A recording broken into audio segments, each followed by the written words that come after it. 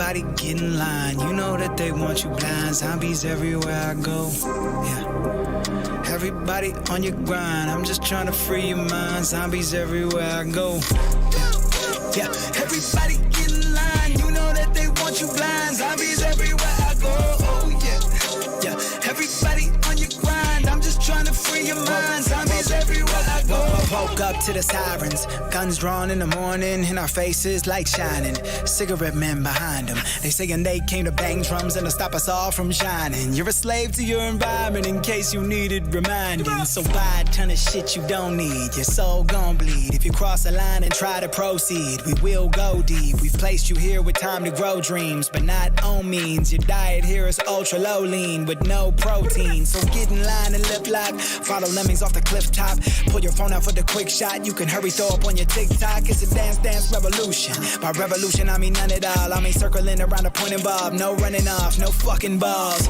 Yeah, we've been in control since the inception. Inner circle with the inventions. Bad boys, bad intentions. Androids every 10 mentions. Looking for you to begin stretching. Never try to get up out of line. We'll be dropping in to give a quick lesson. So yeah, everybody get in line. You know that they want you blind. Zombies everywhere I go. Oh yeah. Yeah, everybody on your grind. I'm just trying to free your mind. Zombies everywhere I go. Yeah, everybody get in line. You know that they want you blind. Zombies everywhere I go. Oh yeah. Yeah, everybody on your grind. I'm just trying to free your mind. Yeah. Zombies everywhere I go. Passed out to the sirens. Masks on, but we mash on. I couldn't be more ready, Rick. I'm really excited, man. They be left this, they be right. I'm really excited. Really convenient as shit. Because when life snaps you in mice traps, you don't really know which way is which. And all the people who could come and can't come or won't come, they're going to regret it. On your main screen, not a great thing. It'll be a great time, bro. It's a fake news revolution.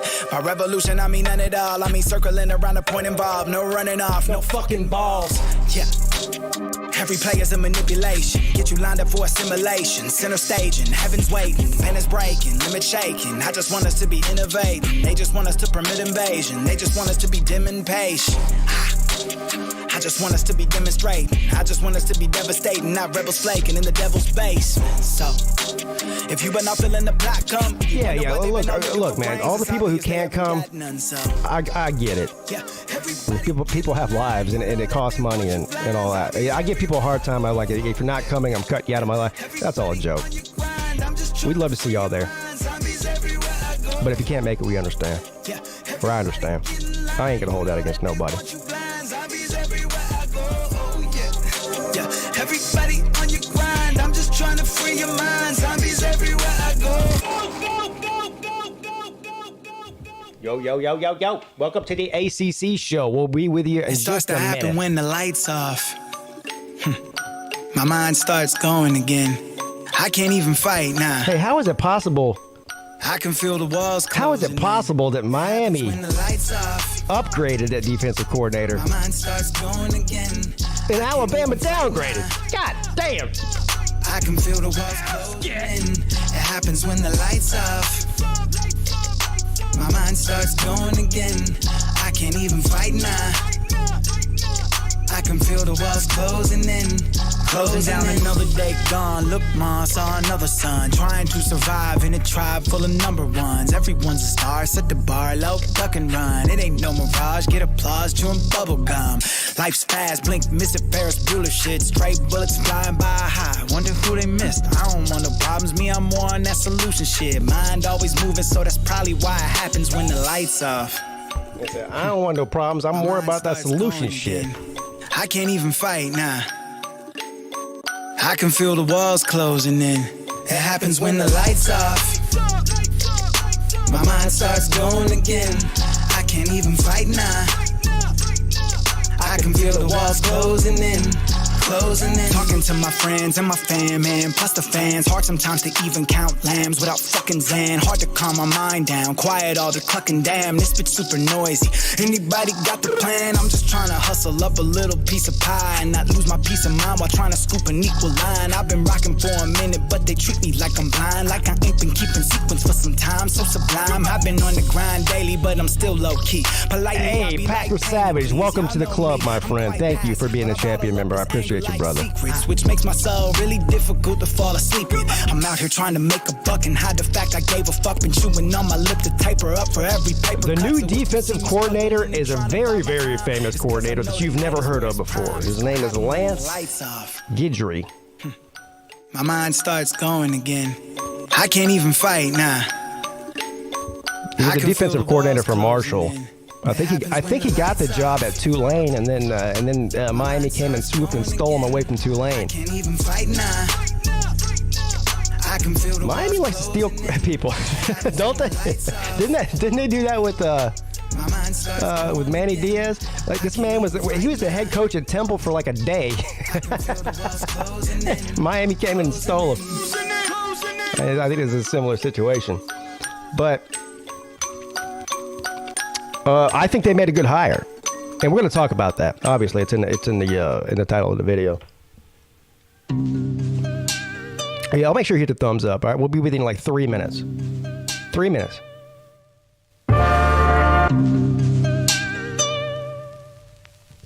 What's up, Rooster?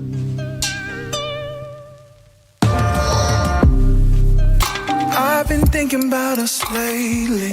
Gold and blue, Kevin, I have no clue, bro. I don't know what YouTube does anymore. They have definitely, and there's always been a deal where there's copyrighted material. I get that, but they have tightened the noose. I don't even know what I'm doing anymore. You know, I'm scared to play shit. But I'm not going to. You want to know why? The same reason I won't quit drinking. Because I'm not a quitter. The way we were back then, no. I've been running around for a minute. Been growing my own soul. Been looking up at an image. People keep telling me, Pete, you should stop playing music in the intro. That's the whole problem. You know what I tell them? No! What do you think about that?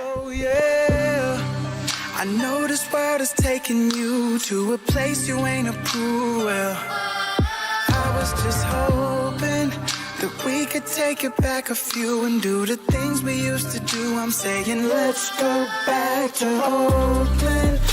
You've been underneath the mood. Everything you see is blue. I just wanna take you down to Oakland. I know that what I saw in you had a vibe, it had a groove, and I just wanna go back to Oakland. And it felt so nice. Oh, by the way, Kyle, I'm not pretending to know a whole lot about Guidry, because I don't. Like I said, he's the best coordinator that you never heard about. But it's like Nature Boy said. His resume is pretty damn good. I don't care what conference he coached in. You know. I think they upgraded. I really do. It seems since then things have got complicated. I've been running around for a minute. Been growing my own soul. Been looking up at an image I never could control. Been pushing things to the limit. I think I might implode. It ain't gotta be this different. We could pick it up and just go, yeah. I know this world is taking you to a place you ain't approved. Well, I was just hoping that we could take it back a few and do the things we used to do. I'm saying let's go back to Oakland. You've been underneath the mood. Everything you see is blue. I just wanna take you down to Oakland. I know that what I saw in you had a vibe, it had a groove, and I just wanna go back to Oakland.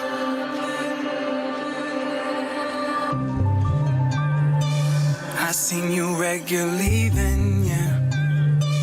I seen you regularly then, yeah, yeah, yeah. I seen you regularly then. We were regular then, yeah. We were regular.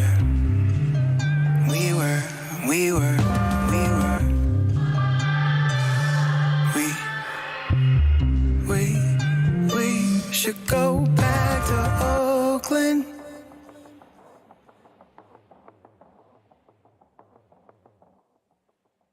Lights are off on the fake pace car. We fixed to have the fake race.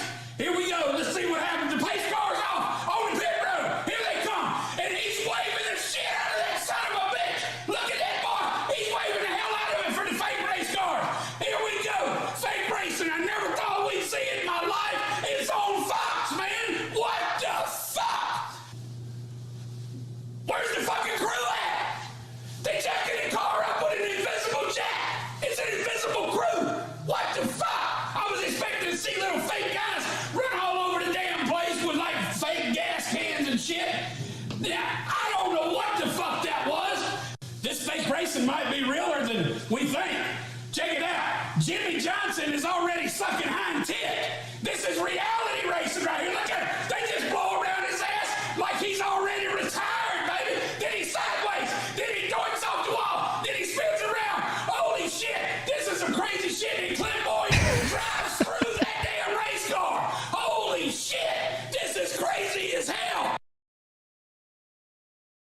Do you know what independence looks like, bro?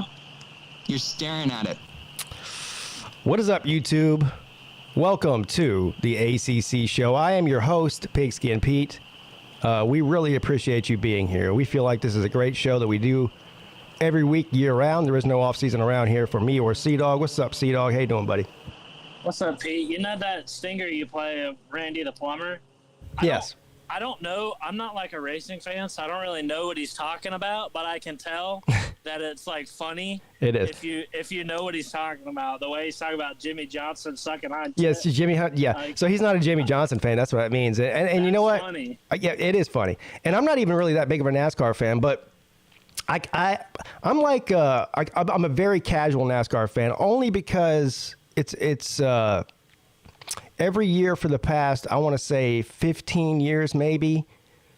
We go to a race every year. It's my wife's family lives in Virginia, and so they live close to Martinsville, about an hour away from Martinsville, and there's 2 races there a year, and so it's a family tradition, like on her side of the family, for the people that live up there. We go up there and we go to the race every year, like a big group. I'm talking about like 20 of us. So I know a little bit about racing. I don't claim to be any sort of gearhead or like super hardcore NASCAR fan. I am a huge fan. Well, let's put it this way. Back in the day, my favorite racer was Tony Stewart. Yeah. And then he quit racing, but he had his own race team. And I'm still a fan of Tony Stewart, the person. But of late, and after he had already retired, I became a huge fan of Dale Earnhardt Jr. And not because of his racing or anything like that. I think Dale Earnhardt Jr. is just an amazing human being. Yeah. And so I'm a fan of his. But even if you're not a NASCAR fan, you've got to go to a race. If you've never been to a NASCAR race, you got to go. Yeah. You don't even have to like racing. That's not even the point. But you got to go. But yeah. What? But yeah, Jimmy Johnson sucking hind tit. Because Jimmy Johnson, he's one of the greatest racers of all time. I mean, the guy won. I don't know. Any NASCAR fans in here? How many championships did he win? A lot. But he's kind of like a dork. You know what I mean? Like most of these NASCAR guys are like tough guys. Yeah. Jimmy Johnson's kind of a dork, which is why a lot of people didn't like him. Of course, he had a huge fan base because he won so much, and yeah. But anyway, that shit. Oh shit. Don't burn yourself, bro. Oh shit. Hold on. Do you got a fire extinguisher out there, or at least a bucket of water? No. The ice bucket challenge of C-Dog. This motherfucker trying to stop. Oh my Hey, God, dude. you know Smokey the Bear? He prevents forest fires. What are you doing? You didn't go to the Smokey the Bear class in elementary school, did you? I don't know, man. I just upset me and myself and this whole freaking forest on fire, dude. Oh my God. Anyway, yeah. When I was a kid, I was a huge NASCAR fan, and I had all of the. I had all the cars, and I would line them up, and I could name every single one of them. Watched all the races, and my favorite was Dale Earnhardt Jr. too. Yeah, he's a solid dude, man. He really is. I really love that guy. If I would have known how good of a dude he was when he was still racing, I might have been a fan of his instead of Tony Stewart. Yeah. But speaking of Smokey the Bear, this is my Smokey the Bear. I gotta put this on. Wait a second. What's that smell?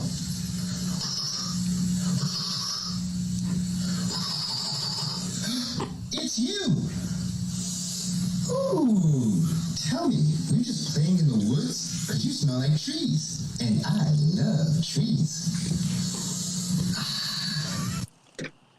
I mean, it's not exactly Smokey the Bear, but it's kind of the Smokey the Bear. Man, you know what I mean? I mean, the bear who smoked. It jumped out at me, and it freaking set the ground on fire in front of me. Yeah, I know.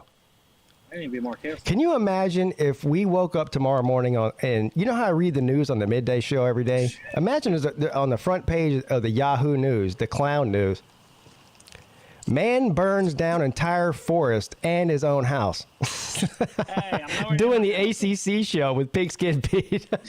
and then I get made fun of by PigskinPeete because he makes fun of the idiots on the news that do shit like that. Oh man. I'm not anywhere near my house, so my house is Right. safe. Yeah. He's not anywhere near his house. I'm safely in He- He's where are you at now? South Dakota. What Dakota are you in? You might be in Canada by now. Fuck, Alaska maybe. I think I was in Canada last week. Nowadays, I think I've actually moved further south towards Mexico. You went from South Dakota and Mexico in 1 week. I'm No, I calling went bullshit from on South that. Dakota to Canada, and then And then to Mexico. That's even worse. I'm calling bullshit on that, bro. No. Calling bullshit. Bullshit! Bullshit! How much longer are you going to be on the run for? I'm never coming back. I'm never coming back. Have you let Mrs. Sea Dog know that? Yeah, she knows. She's probably already shacked up with another dude by now, like Sleeta. Oh my God, dude. Yeah. That'll be the day. Hey, bro. That happened to me. This woman that I liked for a year or so, I invited her to hang out with my friends at a camping trip. A camping trip. You see? This is the pattern. And she wound up just basically when we got there, walking around, basically ignoring me. And I drove up there, by the way, with her, and in my car, and she wound up making out and fucking some dude in the same tent that I was sleeping in. Man. I was like, yeah, that is tough. That was the worst feeling I ever had. I mean, I've had feelings where I've been attracted to other women, talking to them, and I know they're probably out screwing with other guys, but that's their right. I can't control it. We're not dating. But that was the worst feeling, is to have a woman that I was really attracted to and really liked drive up with me to the mountains for a camping trip, hiking trip, and then she fucked some dude, like, just that she met during the day, and that pissed. Yeah, that's not happening to me. I know my wife. You're on a camping trip? Hey, do you have a tent there? My wife is at home waiting on me. Oh, okay. Good. She's not fucking some other dude. I'm not Sleeta, okay? Man, down bad, bro. I'm not. I don't pull for 27 different teams and claim 100 different national. You are pathetic. Oh, shit. I don't claim a bunch of different championships and cheer for a bunch of different teams. I'm just. Oh, man. I'm going to hell. Hey, are you going to hell, too? You already started the fire. You've got the highway to hell. I'm going to heaven. I'm a follower of Christ. Oh. Well, can you put in a good word for me then? Because I don't know. I think I can. I think I might be stuck in purgatory right now, trying to make my way there. I'll see if I can get a +1. All right. Anyway, welcome everybody to the ACC show. As you can see, this is kind of a clown show. We like to have a good time around here. So, look, if you get your feelings hurt really easily, probably not the right show for you. If you take life too seriously, probably not the right show for you. Because me and Sea Dog don't. All right. So, but we have a great show planned for you tonight. And by great show, I mean we didn't plan it at all. It's all off the top of the dome, which is actually. Last week was the same and it turned out pretty good. Yeah, that's where I do my best work. Yeah, off the top of the dome. But so Miami went out. Well, first of all, let's back up here a second. Miami went out and got a new defensive coordinator because Alabama came in and stole the geriatric Kevin Steele, which I still can't wrap my head around that hire. And I know, look, if you're an Alabama fan, you're looking for the silver lining, and I realize the Alabama fans, they're going, oh, well, he coached at Alabama before. He did a great job when he was coached there before. But this isn't before. This is now. And you've got a head coach who's collecting Social Security, and now you've got a defensive coordinator who's collecting Social Security. And you also have an offensive coordinator whose balls just dropped yesterday. I think the offensive coordinator, his prom was last week. And Tommy Reese. That's a whole weird dynamic going on there. I don't know what Saban's doing. Well, I mean, I actually have an opinion on this. I mean, Saban doesn't really do the same thing that a lot of people do. He takes in coaches and reforms them, and it's not like, it's like, I think everybody kind of expected him to go hire some like big splash hire. But that's not really what he usually does. He usually brings somebody up, coaches them up, and then sends them off, after their name gets hot or whatever. Well, I don't know what you're talking about. He's gone out and had splash. I mean, Steve Sarkisian, Lane Kiffin, Bill O'Brien. I mean, these are big names and highly successful coordinators. People that had their reputation tarnished in some way. You know what I mean? And so they go there. They go to Alabama and coach under Nick Saban. All of them have that in common. Steve Sarkisian fired because he was drunk. Well, you're talking about their reputation. I'm talking about their coaching ability. Those are two different things. Well, yeah, but I mean, you know what I mean. He takes in coaches, and it's literally called the Saban School of Coaches. Well, it's the halfway. It's the Alabama halfway house. Yeah. And that's what he usually does, and it didn't really work out that way for Pete Golding and Bill O'Brien, but I think he's just doing more of the same here. And actually, I think Tommy Reese was the. But he's not a halfway house guy, though. No, he's not. He's not. And neither is Steele. I mean, Steele's 64, 65 years old, and this guy's been coaching for 35 years. Right. Problem is, his resume, outside of a handful of seasons, has really not been good. And the Alabama fans, they don't want to accept that as a fact, but it is a fact. Imagine one of the only coordinators in history that Dabo Swinney's ever fired in 15 years just got hired by Nick Saban. You got to be really fucking bad to get fired by Dabo. I mean, like I said, that's what he does. So, maybe he should have got Brandon Streeter. I don't know. But well,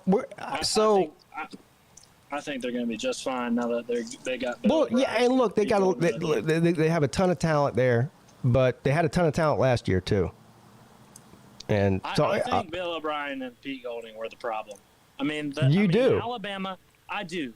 I really do. Alabama has been running like a well-oiled machine for how long now since he's got there, and he brings those two on, and they weren't terrible. Look, and Alabama wasn't terrible by any means. I think they were top 15 in defense, and they were top 10 in offense. I don't know what the exact stats were. So they weren't. It's not like they were terrible, but people need to put things in perspective. Like the same way that when I run around and say that the 2021 Clemson Tigers were terrible, they weren't terrible by national standards. They were a top 10 team, and they won 10 games. But by Clemson standards, based on the talent that they had, they were terrible. And I think you could say the same thing about Alabama last year. And of course, Alabama was not terrible. They were a top 10 team. I hate that you guys suck and freaking Alabama suck just enough for the freaking Bulldogs to sneak in there, act like they're freaking good, and freaking pull out a national championship out of their fucking ass. Sneak in there. They were number one in the country the whole season virtually. Simply because they have this pussy soft baby shit. I don't think they're sneaking in there. Their fucking schedule soft as hammered baby shit. All right, here's what. Okay, and they jump up because there's nobody else to challenge them. All the over the past decade, every single team that's had any kind of freaking dominance at all is nowhere to be found. They ain't played nobody. Freaking Alabama, Oklahoma. Yeah, you're right. I mean, for real, they had one game last year against a team that was pretty good, and freaking Ohio State, they barely fucking squeaked by because they had a bunch of shitty calls go their way. So freaking great. I just love how they pop up when there's no one else. Like, I mean, every single other team had to like fall off in order for them to be good. Right. Like these past two Georgia teams wouldn't stand a chance against Clemson in 2018, like Deshaun Watson, Trevor Lawrence, Clemson. Well, you're talking about an all-time great team. They were 15-0 team. That's a different thing, Well, I mean, they didn't stand a chance against, fucking any of the Alabama. I mean, you know what I mean? It's just funny how. But this isn't 2018, though. It's 2022. Yeah, you're right. There's nobody around to fucking. It's like. There's nobody around that's any. All right, we can go round and round. I get you. Yeah, all right, Georgia's terrible. I got you. Yeah, they suck so bad. Man. They suck so fucking bad, man. Let's get the cheers of the chat real quick. I do want to talk about this new coordinator from Miami because this is ACC show, and I know for anybody who's new to the show here, we are willing and able. Well, I'm not able, but I'm willing to talk a little bit of basketball news. But neither me or C-Dog are big time basketball people. So here's the thing. I don't like to come on and pretend like I'm some sort of huge fan of something that I'm not. So I'm just not going to do it. And I'm a casual fan of the basketball program. I watch it from afar. I root for them. Go Tigers. But, I don't spend X amount of hours out of my day worrying about the basketball program the same way that I do the football program. So, I know you're the same way. I'm the same way. But I do want to talk. I do want to talk a little bit about the Miami hire because I do think it's important in the landscape of the ACC, and of course, there's a lot of Miami fans that watch this show, and I want to get Slim Shady Kane's thoughts on this, and any other Miami fan that might be in here too. But let's get to cheers to the chat, and then we'll get right to the show, and we'll open up the StreamYard and bring the panel on, and I'm sure from there it's going to be great, amazing, and fantastic, as I like to say. For sure. Like it is every week. This is one of the best shows on the internet. You just don't know about it. Matt Dummett is here. Kevron Harris, what's up, buddy? Stingray says, hey, what's up, Pete? Hope all is good, man. Look, man, I'm above ground. Every day above ground's a good day. Rec Talk. Are you ready for the Slavs, man? I couldn't be more ready. Nature Boy. My boy, Nature Boy is here. Sven Kreuzberg says, Hail State. Slim Shady Kane, speak of the devil. Country Tiger, what's up, my friend? Steele Gamble. John Serene. Twisted Rooster. Twisted Rooster's coming to the Slavs. Him and Jackpot will be the first two Gamecocks to ever attend the Slav Olympics. I'm looking forward to that.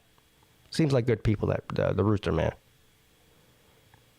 Gold and Blue Kevin, what's up? Mike Porter says, great channel. Well, thank you. I appreciate it. The channel wouldn't be great without people like you.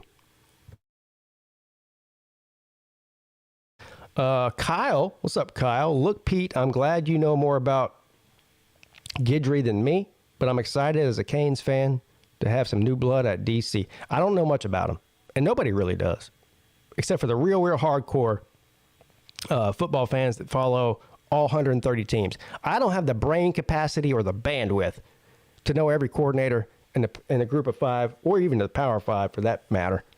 But I have looked into the guy a little bit since the hire, and it seems to me as if it's a solid hire. And I see a lot of similarities between Dabo Swinney and Mario Cristobal. And if you're a Miami fan, that's a good thing. I think that they had the same sort of mindset when it comes to building a culture and a program. So I'm looking forward to seeing how he does there. What's up, Roger Dodger? Harold Gray. Pete, what do you think of the way too early rankings? I don't think about them. Rankings in January, when they don't start playing football until late October, early September, to me, are just silly. What's up, Arizona Tucson 93? He says, long live the ACC show. Cheers to you, brother. Thank you for the super chat. The Packer Savage. Topic, what coach can bring back Texas football if Steve Sarkisian doesn't win soon? The answer is nobody. I mean, you've got the biggest of the biggest name coaches that have been running through there for the past 20 years. The problem isn't the coaches. I don't know who needs to hear this. The problem at Texas, and I'm not a Texas hater. I have no reason to hate Texas. There's no history between Texas and Clemson or rivalry or anything like that. I have no hate for Texas. But the problem is not the coaches. It's the boosters and the people that run that organization. And the boosters are the one that run that organization. And you see the same thing at Texas A&M, too. You got too many Chiefs and not enough Indians in that place. And that's the result of that. Look at the best programs around the country right now.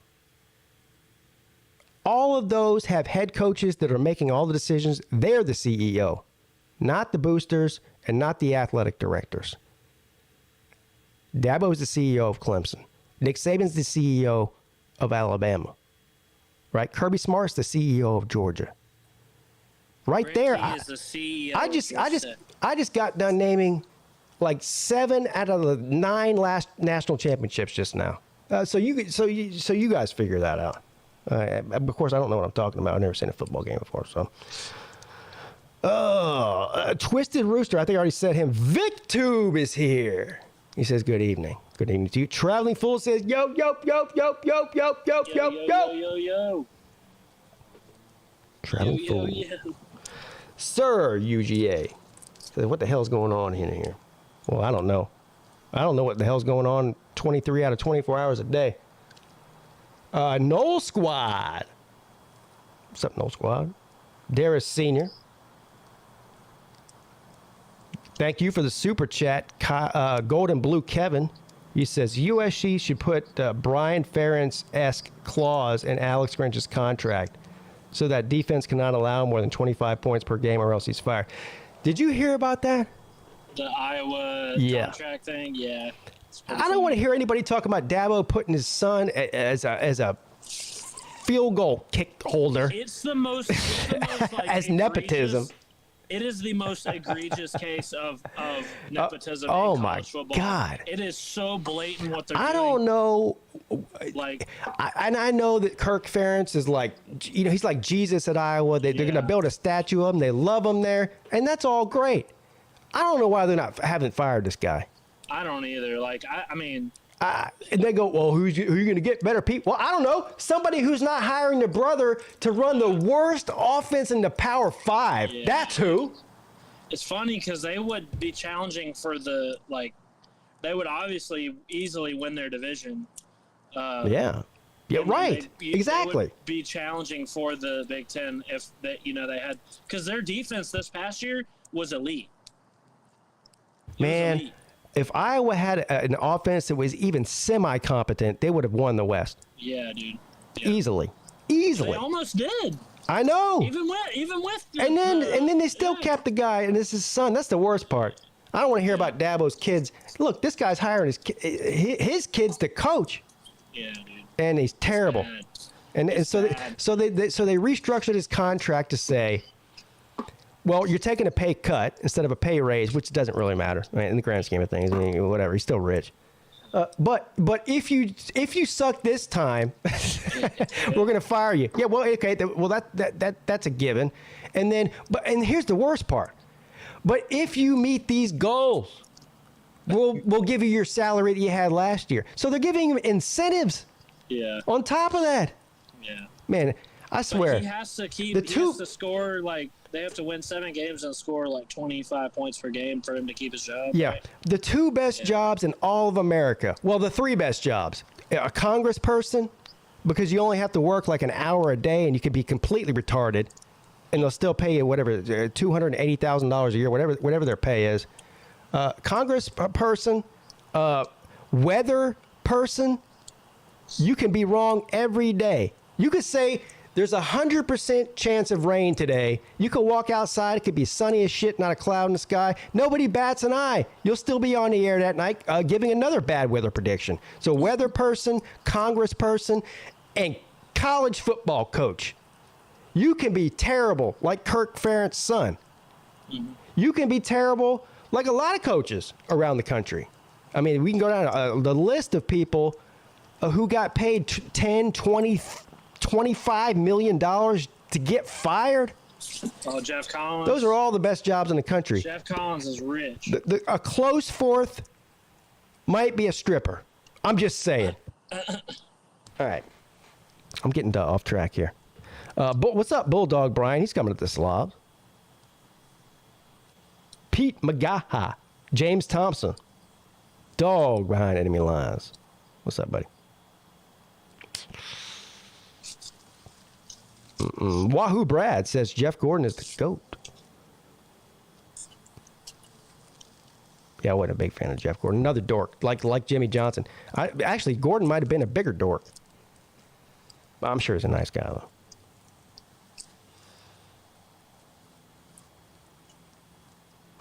Wet blankets here.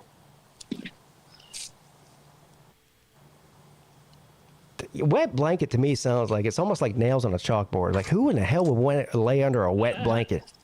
I think that's like an insult, right? You'd say that. Who's like a downer. Yeah, like a Debbie Downer. Yeah, like you're a wet blanket. You're weighing me down. What's up, Jacob? Who is it? Jacob Braswell. I don't know if I've seen you here before, but he says, "Go Noles! Welcome to the ACC show. You're in the right place, buddy. If you're a Noles fan, Crimson Brave."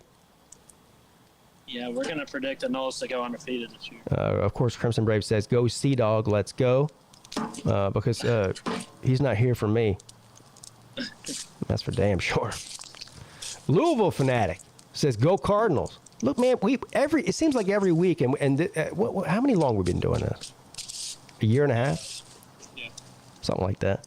60-something weeks. Yeah, every week, man, we pick up more and more ACC people, and that's really the point of the show. We love all you SEC people, all you Big Ten people, Pac-12 people, Big Ten people, Big 12 people. We love all of you for being here, but we do love seeing new faces that are ACC fans.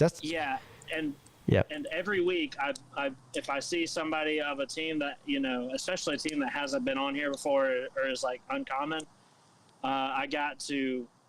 It's like obligatory for me to invite you, like to come on. Louisville fan, man, if you want to come on the show and tell us about the Cardinals, we'd be more than happy to listen. It's super easy, to join the show. You just click the StreamYard link. You can do it from your phone.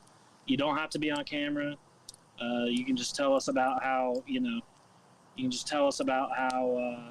think you're looking. I'd like to talk to a Louisville fan because in the new 3-3-5, Georgia Tech is going to be playing Louisville every year. So yeah, I'd like to see kind of this perspective of a Louisville fan or any fan for that matter, Boston College, Wake Forest. We don't hear much from those teams, so it'd be really cool to hear from somebody. So feel welcome to join. Yeah, Louisville's a very interesting team with Brom coming back home to his alma mater. And they play my Jackets in the first game of the year in the Dens this year. I think that Brom probably has well, at least he has the ability to most likely be the best coach that Louisville's had in a long time. Maybe since Charlie Strong was the head coach, and that was when Louisville, when they had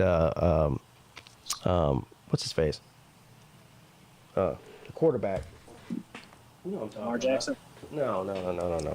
Before Lamar Jackson, I'm just having a brain fart. Anyway, Frothy Taverns here, Ultra Maga Dog, B-Bean, Jack Moreno, Jordan Bowman, Tater Man, does whatever a tater can. Taco Gaming. All right, Nate the Great, Mr. Duggar Fishing. Mr. Duggar loves everybody, and everybody loves Mr. Duggar. Teddy Bridgewater, thank you. That's who I'm talking about for Louisville. Teddy Bridgewater. All right, guys. Appreciate you all being here. Let's get to the show. Burrow. You want to bring on the panel? Sounds good. All right. We got my man, Jordan Bowman, my Tater Man, and we got our boy, Slim Shady Canes, the one, the only. What's going on? It's going. I do actually, Teddy Bridgewater, yeah. I do have to, I have to step away for about 30 seconds to the bathroom and pee. I'll be right back. All right. Big mistake. It's the Sea Dog show now. It's the Sea Dog show now, and there's going to be some changes around here, okay? You know, you're quite unpopular with the Georgia faithful in the comment section there. Really? Believe it or not. Why? I don't know. I have no clue. I think you're a nice guy. I don't get it. Why wouldn't a Georgia fan like me? Makes no sense. I like FSU fans. It doesn't make any sense. You know. I don't know. It's not like you've done anything to provoke Georgia fans. Yeah, like minding my own business. A pretty respectful guy. I don't get it. Sea Dog wouldn't hurt a flea. Yeah. Right. I don't get it. Jack Moreno asks why are Clemson fans called taters? Oh yeah, it's not as glamorous as it sounds. It's Glamorous. That's like literally the best South Carolina fans could come up with. It's like a slur. Yeah. But I mean, it's kind of like a slur. Clemson. Well, I've reclaimed it. Something. Me and Pete call each other taters and all that. But really, it's just Clemson's agricultural history.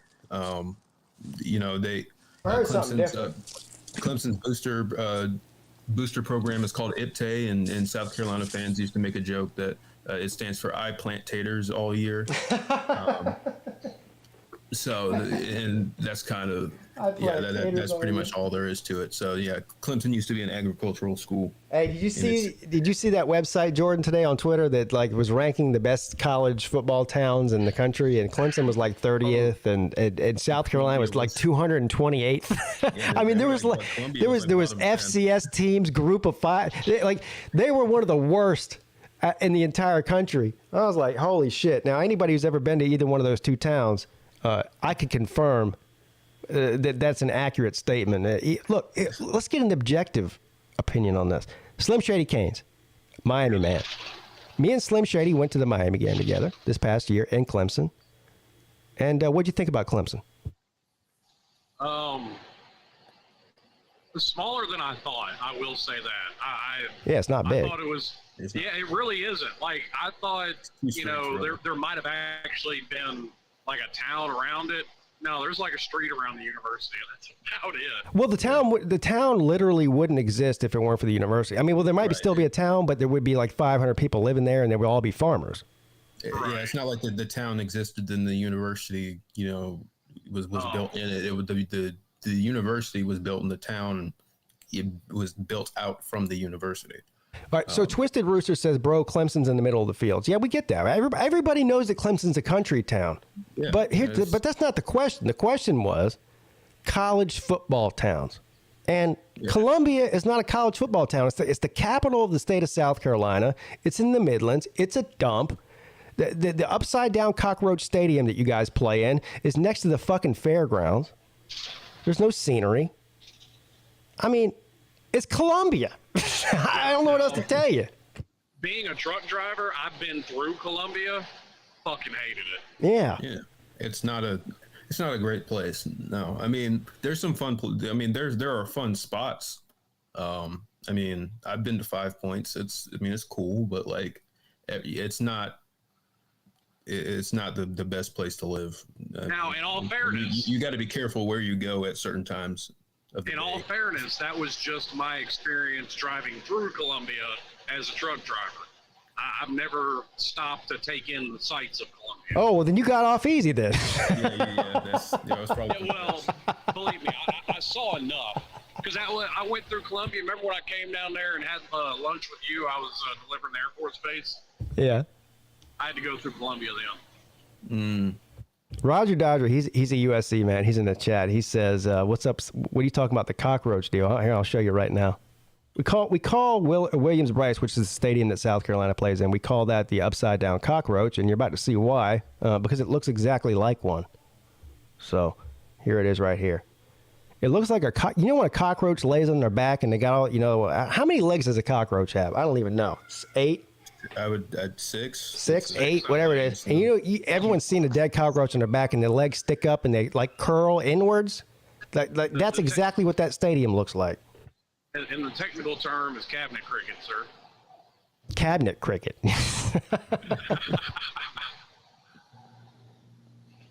Oh, man. All right, so let's just dive right into this thing here. Kevin Steele gets stolen away by Alabama at Alabama's peril. We talked about this a little bit on the midday show a couple of days ago, right as soon as the hire was made. Right. Then today, Miami didn't waste any time, and that's probably a good thing that they didn't. It's like I was saying earlier today on the video that I made. I was like, once you start getting into the middle of February, time becomes an issue because most of these coaches have made up their mind what they're doing. whether they're going to the NFL or staying at the current program, or most coaches have made up their mind what's going on by the middle of February. And but even beyond that, players have got, 6 months to learn a system if you're bringing in a coordinator? Yeah. So, but anyway, they go out and they hire this guy, Lance Guidry.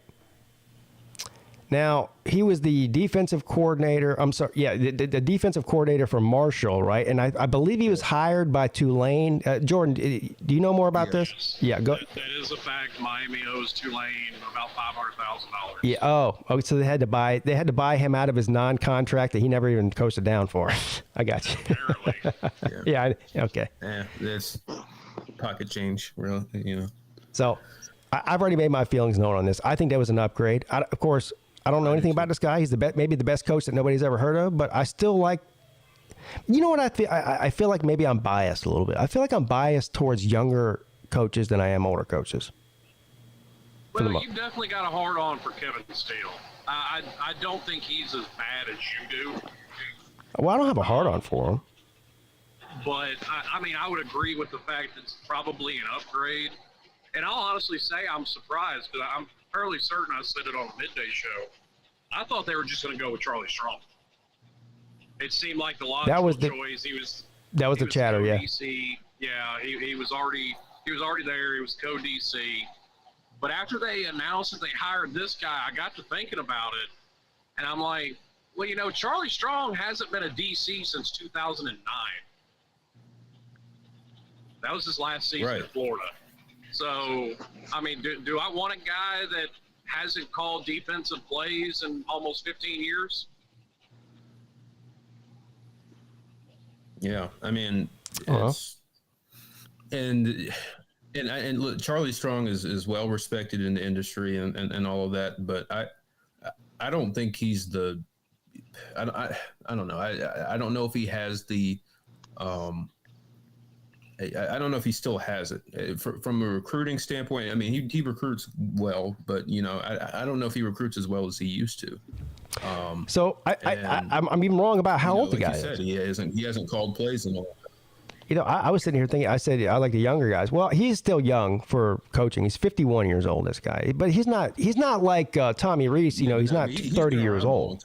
Yeah, he's been around a long time. This guy's got a lot of experience.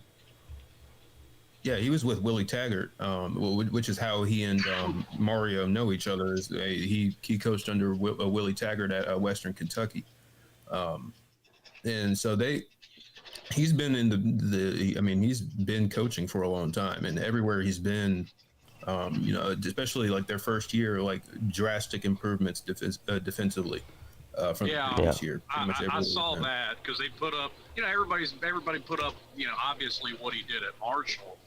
And, he took them from 119th total defense to like 55th in his first season. Look at this guy's coaching career. I pulled it for anybody who's watching on YouTube side, not on StreamYard. You can see what I have on the screen here. This is impressive. Now, one thing you'll notice, so he started his coaching career as a grad assistant in 1994. So, again, this guy's been coaching for a long time. But you look at the list of schools here. These are all low division schools. Nittany State, Lousville, Carnico State, whatever the fuck that is. Miami. That's a high school. Oh, it is? Oh, yeah. A couple of high schools. Then Nittany State, which is where he played. He was a defensive back as a player there. Then back to high school again, back in Louisiana. Then back to Nittany State. Then finally Miami of Ohio, Western Kentucky, back to Nittany State. This guy keeps going back to his home. He's like what animal keeps going back to their home? A dog? A dog returning to its shit? A dog? Or its throw up. I'm sorry. My dog fucking eats his throw up, so. Then after that, southeastern Louisiana, then Florida Atlantic, then Marshall, then Tulane for about a week. So what I'm seeing here is this guy's been coaching since 1994 and hasn't had coaching experience in the Power 5. None. None yet. And that's your only criticism. That's my one skepticism of it. Yeah. He's older than me. So, yeah.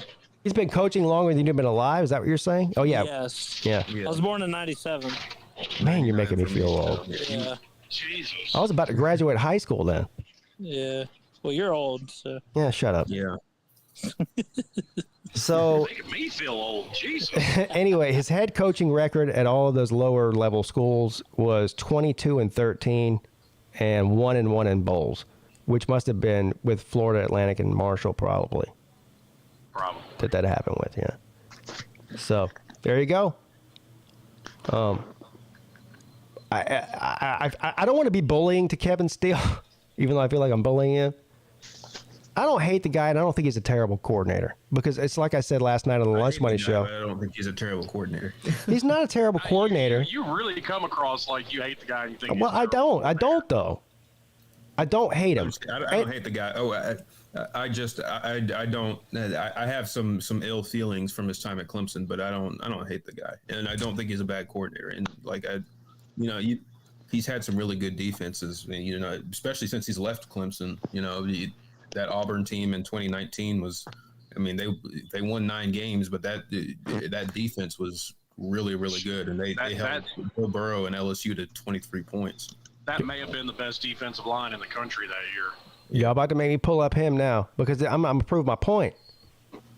I don't hate Kevin Steele, despite what you may think. I just said you come across that way. I didn't. I come across as a lot of things that I'm not, but that's besides the point. He has a personal vendetta against Kevin I Steele. don't have a personal vendetta. I just don't think he's great. I said very clearly over and over again, I think he's a very good coordinator. But you know what? If you are Tulane, or if you are really like 90% of the universities in this country in Division I football, a very good coordinator is very good for your program. But Alabama is not looking for very good. They're looking for great.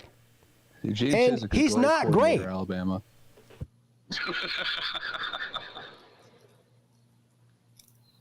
Sorry. That's just the way I feel. Let's see. And I really do have a feeling that I'm going to prove everybody wrong. All the Alabama fans are going to be saying, you know what, Pete was right last year when he said he wasn't great. He's good, but not great. And that's not the standard of Alabama. Or at least not the standard they're used to under Nick Saban. That's all. Well, and I actually, kind of agree with the point that you're making. I don't think he's a Will Muschamp level DC, but I don't think he's very far behind him.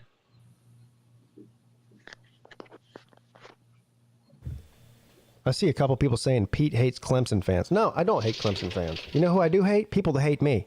The feeling's mutual. I hate a lot of Miami fans. I don't hate Clemson fans. But, Clemson fans sometimes do piss me off. Yeah, all the time. Well, Clemson fans piss me off. All right, here we go. We've got. Hey, we've got our dumb fans too. I've had it. Why do all of Miami's got to be on the fucking internet with a YouTube channel? Every single one of them. Speaking of which, did y'all see Coach Coop came back? Yeah, I was happy to see him back, man. I was very happy to see that. Welcome back, Coach Coop. Glad to see him back. Yeah. Yeah, he had an interesting video today talking about this hire, and I pretty much agree with everything he said. So here we are. We're looking at Kevin Steele's resume, his Wikipedia and whatnot. Funny thing was, Kevin Steele born in what state? That's right. You guessed it. South Carolina. Yep. The armpit of America. Played for Furman. Hey, this man was the first man ever in the transfer portal. He played for Furman for 1 year, and then he transferred to Tennessee and played there for 2 years, it looks like. He was a linebacker. Anyway, so a long coaching career that stretches all the way back to the year of the Lord that I was born, 1980. A great year, by the way, the year 1980. Yes. I tend to disagree. It was a great year. Why was it a great year? I think I know why. Clemson went 6-5 in 1980. So why North Carolina won the ACC championship. Well, it was a great year because I was born in that year. I don't give a shit about football. But yeah. So Georgia won their national championship that year. That's why Sea Dog hates it. But a year later, guess who won it? That's right. You guessed it again. The Tater Mans. Yeah. Tater Man. Tater Man. Danny Ford, Homer Jordan, Yeah. Terry Tuttle, Terry Kynard. Yeah. Undefeated season, defeated Nebraska. National championship game. Nebraska was favored by double digits, I think, in that game in Vegas. Was it double digit? I knew they were a favorite. I didn't think. I don't know. I can't remember. Well, I was one, so I definitely don't remember. But I think let's be honest. Nebraska back then was favored over everybody. Yeah.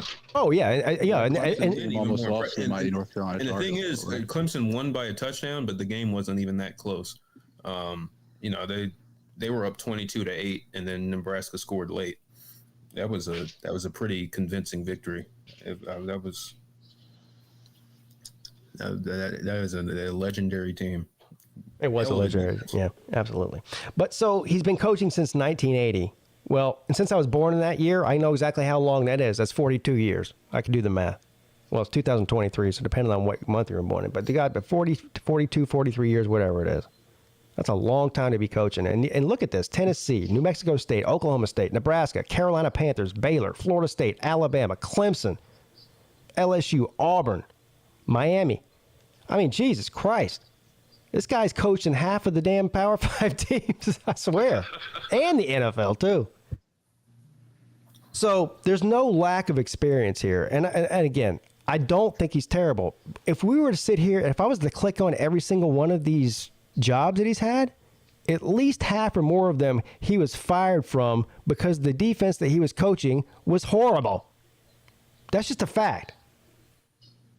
So I realize he's got a couple of natties, right? And like you just mentioned, though, with the Auburn team that year was one of the best. It might have been one of the best. It might have been the best in the country defensive line. I get all that. But you got to look at this guy's been coaching for as long as I've been alive. You got to look at the big picture. It's fun to pick out two. Like you could say that about just about any coach that's been coaching for 50 years. You could say, well, you remember back in 1978, that one year? Hell, they went 12-0.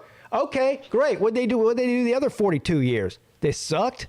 Okay. He wasn't a DC during that whole time either. Well, yeah.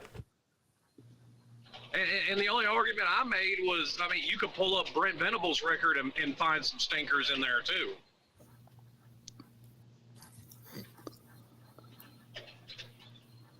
We had this conversation. He never gave up 70 points in a game. And I understand that. But my whole point is you can pull up any defensive coordinator ever and find stinkers. You know what I wish I could do? Because I'm not one of the person that like looks at stats, but to prove my point, I would outside of that Auburn couple of years or whatever, and who else did he coach with? Did he coach with Alabama for a national championship? I think he might have. No. He missed that. He was never on any. But he did coach on. I think for Bama's 13 and 14 teams, he was their defensive coordinator. Well, he was the director of player personnel in 13 and the linebackers coach in 14. Yeah. Okay. Yeah. He wasn't defensive coordinator because that was Kirby. I would like to compare because what happened at Clemson was he got fired by Dabo. Dabo goes out and gets Venable. And the defense takes a complete 180 from one of the worst in the country to one of the best in the country virtually in one season. It didn't all happen just like that, but within 2 seasons. And I was like, 2012 still wasn't great. Yeah, okay, yeah, but it was a pretty quick turnaround considering all things considered. Now, all of these other schools that he got fired from, because I went through a list of his stats on the midday show on Monday, and a lot of these they were terrible stats. And he got fired. I would like to go through other schools like Clemson and see the next year or two at his new school after he left, and whoever else they brought in there, did they outshine him? I'm willing to bet the majority of them they massively improved after he left. And if you're a Miami fan, that's news to your ears because statistically, we have a long sample size to go off of here. No, it's really not, though. And this is actually a really terrible argument. No, it's not. No argument I make is terrible. You're trying to take a sample size of 1 year at what he did at Miami and try and use that. Have you not cleaned if this guy comes Slim? in and Clean the gunpowder out of your ears. I'm going off of a 43-year sample, not 1 year at Miami. Okay, well, you just said it was actually 2 years later All right. at Clemson when it got better. Yeah, no, I mean it got better. It got better the year after. I was saying it didn't become a really good defense until about 2 years after. But it was much better than the. And my whole argument with Miami though is he was put in an impossible situation to do it. Nobody would have made that defense look good this year. Not with the fucking turnover they've had. Miami has dug themselves into such a hole. Nobody, except for your rare exceptions, are going to look great in their first year. And Miami's had those too. Rhett Lashley was an exception. He come in and did great year one. He also brought in a quarterback that was key to running his system. You know, again, I believe, and I said this during the intro for anyone who's listening, I believe that Mario Cristobal and Dabo Swinney are similar in a lot of ways. And if you're a Miami fan, I think that you should embrace that. And nobody knows. I mean, like I said, except for the hardcore people who pay attention to every single team in Division I football, or maybe even more than that. Nobody's ever heard of this Lance Goody guy. Like, he's not a big name. He's not a splash hire. But guess what? When Dabo Swinney went out and got Chad Morris, a high school coach from Texas, especially the Gamecock fans, but everybody else too, was sitting around going, ah, ha, ha, ha, ha. Desperate hire for a desperate coach that's going to be fired a year from now. Chad Morris, a high school coach. Look what happened. They said the same thing. Even about now, today in 2023, Brent Venables is known as one of the best defensive minds in the modern era of football. Back when Dabo Swinney hired him, Oklahoma couldn't fucking wait to get rid of this guy. They pushed him out the door. Oklahoma had an elite defense. Not when he left there, they didn't. That was their criticism of him. He was there in 2000 when they won the national title. Then why wasn't he coaching at a top 10 program then? The reason was Dabo Swinney went there and got him on. Not only did he get him, he got him on sale. So my point is, there's just certain coaches out there that don't care about name recognition. They recognize what's best for the culture of the program and what's best for their team, and smart guys that other people are overlooking. And I feel like that Mario Cristobal is a very Dabo-esque type of coach in that way, and he doesn't give a shit about. You know how Dabo doesn't give a shit about what the fans think? Well, he kind of does because he's always talking about it. But he's always, like talking shit back to the fans. Mario's done that a couple times too. Oh yeah. He doesn't give a shit about it. He's like, they're paying me X amount of millions of dollars to run this football program as I know it, and I don't give a shit what anybody else has to say about it. And I respect that. Well, and I find it funny, too, that who they ended up hiring was on absolutely nobody's list from any major source. Well, like I said, how many lists was Chad Morris on? Probably not many. None. One. He was on one list. Dabo's list. Now, see, I knew of Brent Venables before he, like we were just talking about. I knew him from Oklahoma and that, stout defense they had when Stoops won that national title in 2000.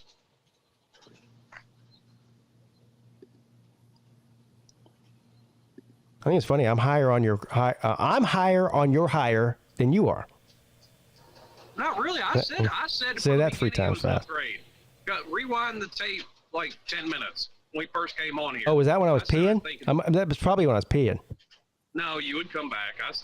Once you got started on this, I said I do think it's an upgrade. I just don't have the hate for Kevin Steele that you do. Here we go.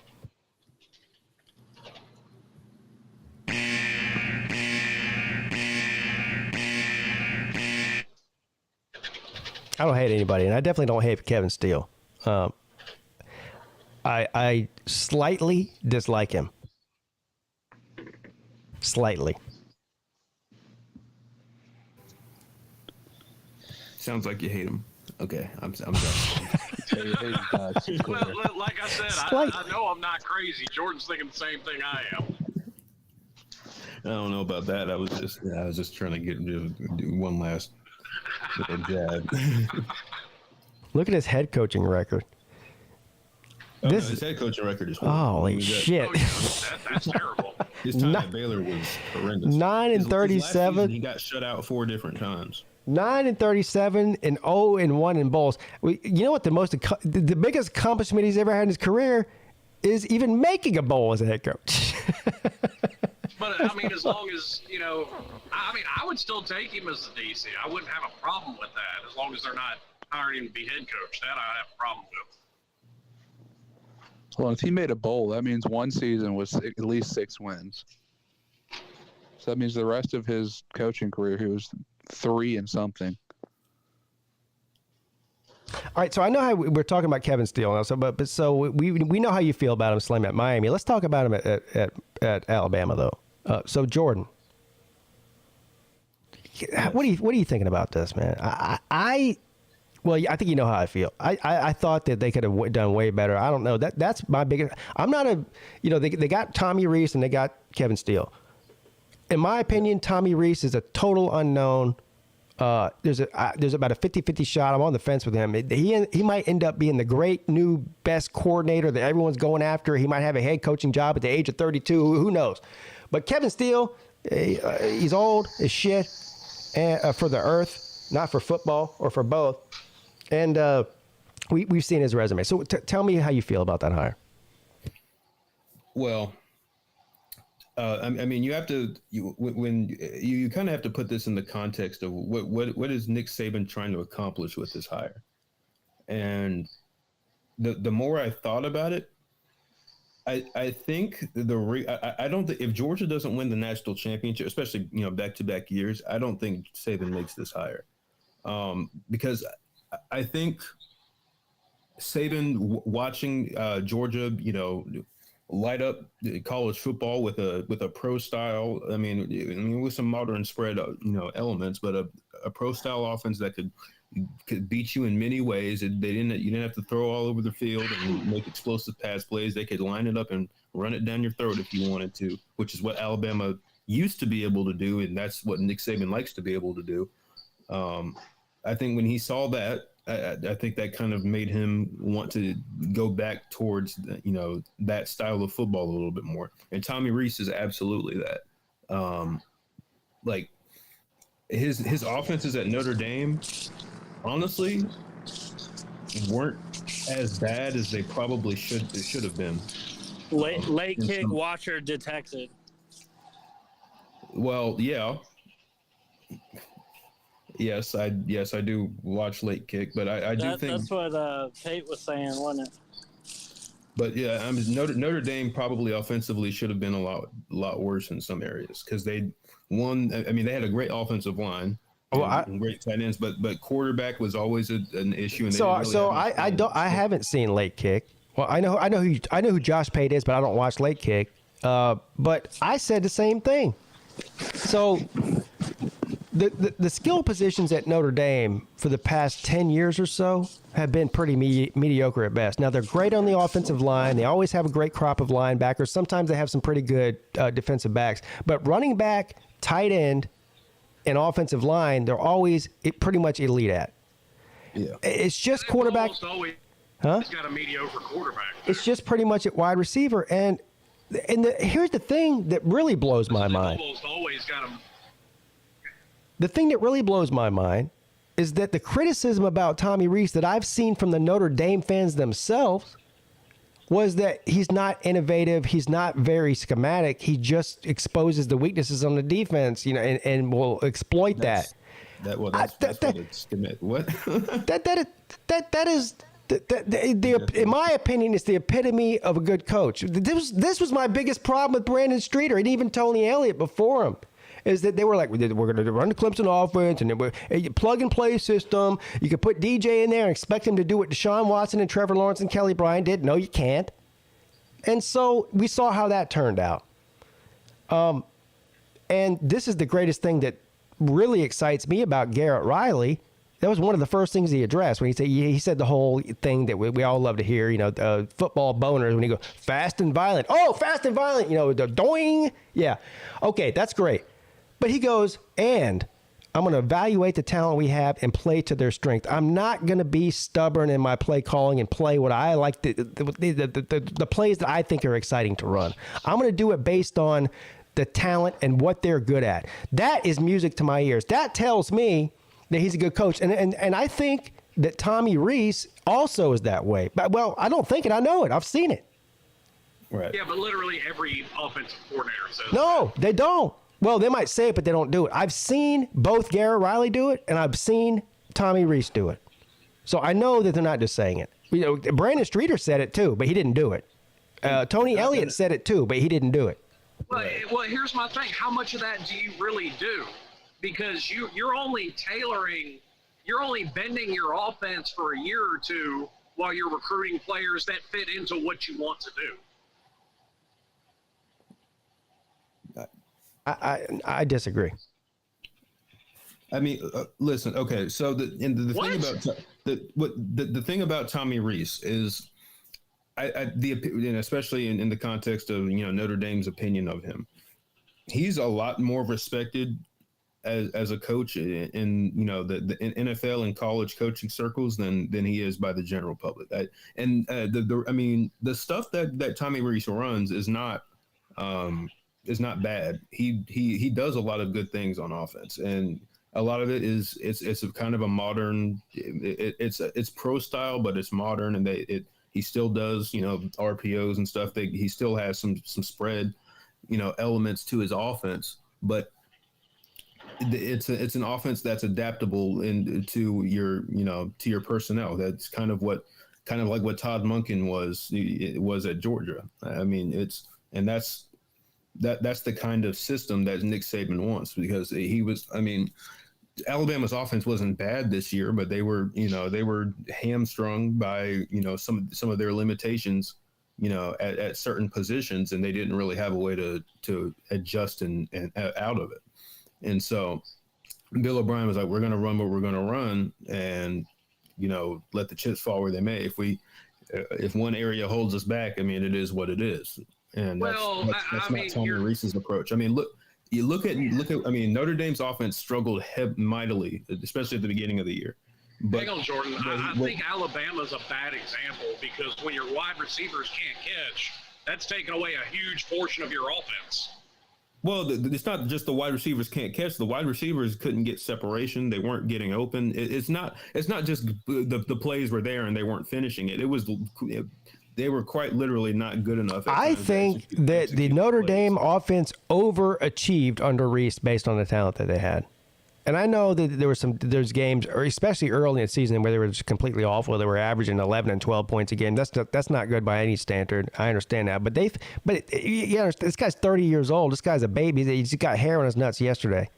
His first year as a coordinator under a brand new head coach. So look. And guess what? His starting quarterback got hurt. And guess what? They got better throughout the year, not worse. Yeah, I mean, Drew Prine is not a typical starting caliber quarterback in a Power 5 quarterback, especially at a program like Notre Dame.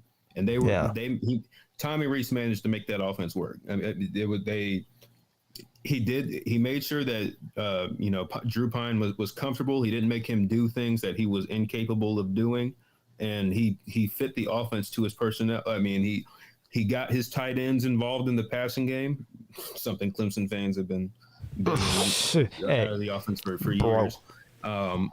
And he used the talent he had at running back. I mean, Audric Estime and Logan Diggs and Chris Tyree, they all got plenty of run. I mean, go watch that Clemson tape. Look, Notre Dame just said, in one of the most, it was a badass move by Tommy Rees. He basically the entire game was, I'm going to run it right down your throat. He put his middle finger. Your defensive line, and there's nothing you can do about it. And that's what he did. He outcoached. So he was a first-year coordinator at Notre Dame. Wes Goodwin, first-year coordinator at Clemson. Clemson's defense loaded with NFL talent. One of the best on paper, as far as NFL talent is concerned, one of the best in the country. Maybe even the best. Maybe, I don't know, second, third best at worst. Against Notre Dame's offense, which wasn't nothing to write home about. And Tommy Rees outcoached Wes Goodwin in that game. Badly. He outcoached him badly. He embarrassed him, really. That might have been. That was way more embarrassing than the South Carolina loss. Way more.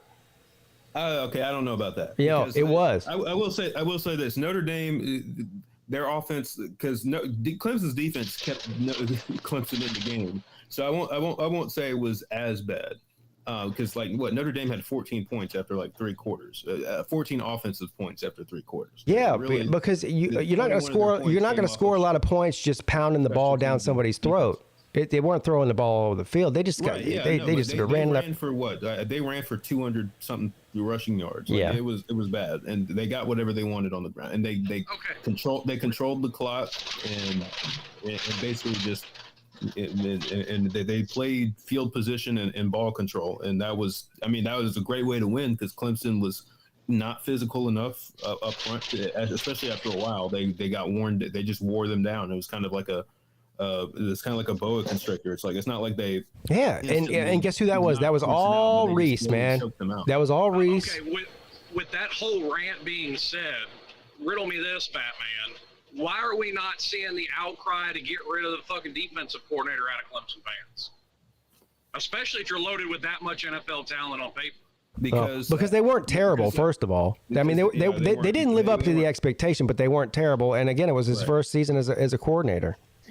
Look. The thing about Brandon Streeter, the thing about Brandon Streeter is he had been in the program way longer than Wes has, and Brandon Streeter has been a play caller, an offensive coordinator before, not at the Power 5 level, but he has been an offensive coordinator. And so there was kind of and especially coming off of the season that Clemson had offensively in 2021. Yes, there was not a whole lot of patience for him. That was the side of the ball that really not only that. To see some significant and I get that he had never called plays, but to my understanding, that had been Venable's right-hand man for a long time. Listen to me. There's more to the Brandon Streeter story than anyone will ever know outside of Dabo Swinney and Brandon Streeter and maybe a couple of other people in that inner circle. I'm telling you, there's more to that story. There's definitely more to that story. Brandon Streeter was under the impression that he wasn't going to be fired. Yeah, I know. Orange Bowl we all were. I definitely was. He literally called his family and said that he was like, "Yeah, I'll be there next year." Yeah, or something like that. And there's more to the story. I'm just saying, for the massive underachievement that the defense have had, I have not heard the outcry about the defensive coordinator like the offensive coordinator. Massive underachievement is kind of a stretch, but they underachieved for sure. But it was not to the degree that Clemson. And I'll say this: Clemson's defense did not lose them a single game this year. They did not lose a single game that I would point to the defense as the main reason why they lost. Yeah, and I think they're even better this year. They had stinkers. That Wake Forest game was horrible. They had like that was the one game the offense actually bailed them out. Yeah, the defense nationally ranked. I don't know where they finished. In the 30s, maybe. Top 25? Top 25-ish. They were not a bad. It was a. No, they did. Look, they underperformed based on their talent level. There's no doubt about that. But again, a first-year coordinator who's never been a coordinator before, and just a lot of turnover in the program as general. But they weren't terrible. The offense was terrible, and they weren't as terrible as the year before that. But it's not a very high standard. They were still terrible, and. This is coming across the defense has a little excuses. Bit more. That's what it sounds like to me. Well, I'll say it's not. It's not really excuse. We're giving you. These are not excuses. This is just what happened. I'm not saying that Wes Goodwin. Yeah, I feel insulted. The fact you think I make an excuse. You know me better than that. And it should also be pointed out that the defense had far less continuity on that side of the ball as far as health and all of that than the offense did. I can't win for losing. When I criticize Clemson, I'm not a real fan, and whenever I say anything good about them, then I'm delusional and I'm making excuses. You can't fucking win over here. And I mean, a lot of, and the thing is, I saw a stat. I don't remember if it was Tim Beret or it might have been it might have been someone with ESPN, but Clemson starting defensive line, Miles Murphy, Brian Brzee, KJ Henry, Tyler Davis. No, it wasn't even. I don't think KJ Henry was listed. I think they used Xavier Thomas. Over the past 2 seasons, I think it was something like they had been on the field at the same time, like 30 snaps in 2 years. So when you're talking about the defense, there was there were a lot of reasons why they did not play well. Especially as far as health is concerned, it was guys going in and out of the lineup. You really didn't have a lot of continuity. And at the beginning, and I agree with you. Now that part does sound like an excuse. So what Jordan just said does kind of sound like an excuse. I'm not saying what he just said because every team deals with that. Really. But that kind of that level of yeah. I feel like every when your starting defensive line has played together 20 something snaps over 2 seasons. I understand, but I feel like that every fan of every team says the same exact thing, though. I do. I mean, that's how many times have you heard that? You've heard it. Listen, I'm not one to readily point to injuries or unavailability. I understand. That's a very bizarre. Listen, I agree with Jordan's point. But the reason I say it sounds like an excuse is because take Miami's offense in a very similar position, and you bashed Josh Gaddis this year, Pete. I mean, we were down to our 4th string center and left tackle. Okay, but Miami didn't even average 20 points a game. Yes. How many quarterbacks did we play? How many different offensive line combinations did we have? Cliff D in the comments section says, this is not an upgrade, talking about the Miami hire. Well, Cliff, here's what I tell you to do, buddy. We talked about that for about 45 minutes. Rewind the video just a little bit or wait till the video's over and rewatch it. So, and we'll give you all our opinions on that. And it absolutely is an upgrade in my opinion. But that's it is what we all agree on here. Yeah. Well, potentially an upgrade. We don't really know, but I feel like it is. Skepticism there, yes. But kind of a wait and see approach. It's like you said, a lot of his experience is Group of 5 and lower tier teams. I'm wondering how it's gonna float over in Power 5 football. So the chat has gone out of control. Nate, it seems like Nate, because I hear him on the morning time shows and he's sort of like semi-tame. And I don't know, do you take a Viagra in the evening with your dinner or something? You're just like the horniest dude on the planet. Holy crap, I just saw his username. So there's that. The other thing that's going on in here is, of course, all the Georgia fans are trolling Sea-Dog, and they're saying, is Sea-Dog even on the show anymore? What's his take on this? Does Sea-Dog have a mute button on him? No, none of that. So Sea-Dog, would you like to respond to all your haters? Are you even there? He might have got abducted by a Sasquatch or something. I can't see the comments. Oh. What are this? I mean, of course. I mean, all Georgia fans do is think about Sea-Dog, so I mean, that's really not a surprise. Well, I mean, I don't really know what they don't. I mean, what are they saying? I mean, what do I need to freaking dying? To Right? bury somebody? Who do I need to bury? Well, they want to know what they want. They have a problem with me not chipping in on the Miami defensive coordinator. No, I don't know. I don't know what they have a problem. I think that they went more than 5 minutes without hearing your voice, and they got worried about you. I don't know. I kind of did too. I was like, I know you all come here to watch Sea-Dog. I was about to ask you to turn your camera on. I didn't know if you started a forest fire or if maybe you got abducted by a Sasquatch or eaten by rabid dogs. I don't know what's going on out there in the woods where you're at. I've been actually tearing down trees. Tearing down tree? What are you, fucking Paul Bunyan? Not like a freaking big tree, but he's like just tackling trees. You're gonna keep cutting down those trees in your backyard. Your wife's gonna get pissed. You see that? Don't make the HOA come after. Maybe you should get those Georgia Tech players out there tackling trees because they can't tackle anything else. Hey, our defense. At least the tree doesn't move. Our defense was really good this past year. I don't want to hear anything about our defense. Okay. Wait a minute. Miami had a horrible offense, and we dropped 35 on you. Okay, well, our defense had a tendency of kind of giving up once it was clear that the offense wasn't going to. Yeah, your offensive players are about as fast as trees. No wonder they got tackled so much. Our offense was putrid. That's why we lost a bunch of games. But we had a good defense. We have like a fringe first round pick on our defensive line. I'm not kidding. Did you say a fringe? Yeah, he may be like that's a flex late there. First round.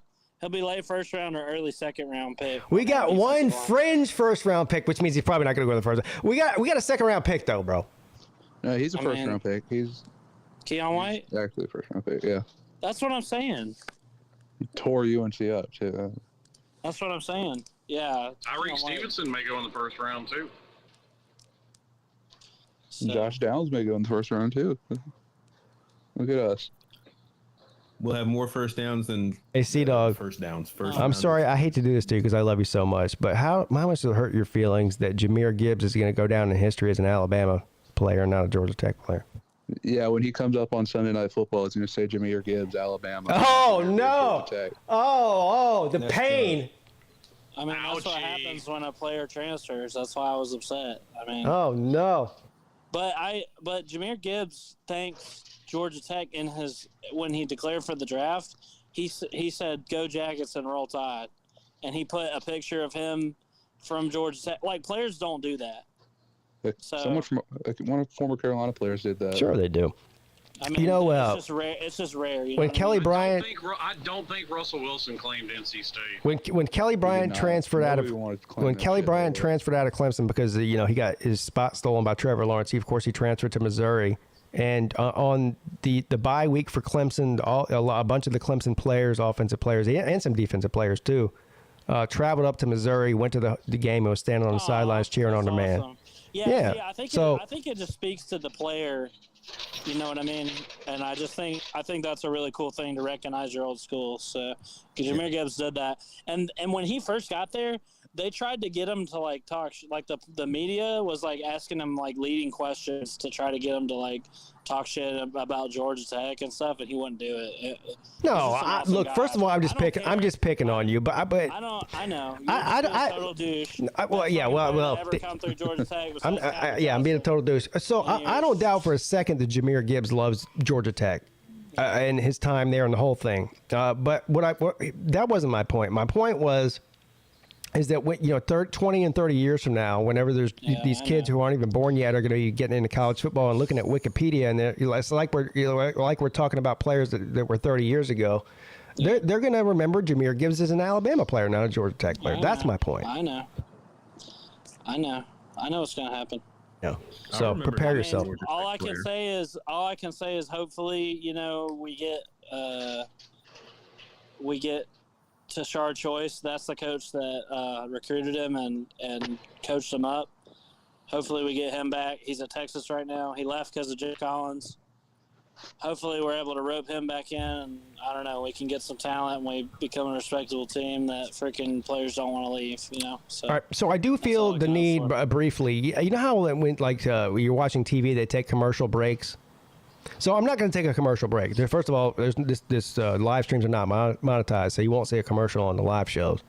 But second of all, I think we just need a laugh break. So for a brief moment, we will take a break from football talk, and we will all point and laugh at Luke Walker for losing to your rival Duke in basketball. I thought you were talking. They're losing by 20. They're playing tonight down 20 to Wake Forest. That's even worse. Hey, Caleb Love was 3 for 14. I would like to go ahead and just point. Hold on, everybody. I don't know. Dog, if you can put yourself on screen, I'm just going to point at you. Luke, can you see YouTube right now? Yeah.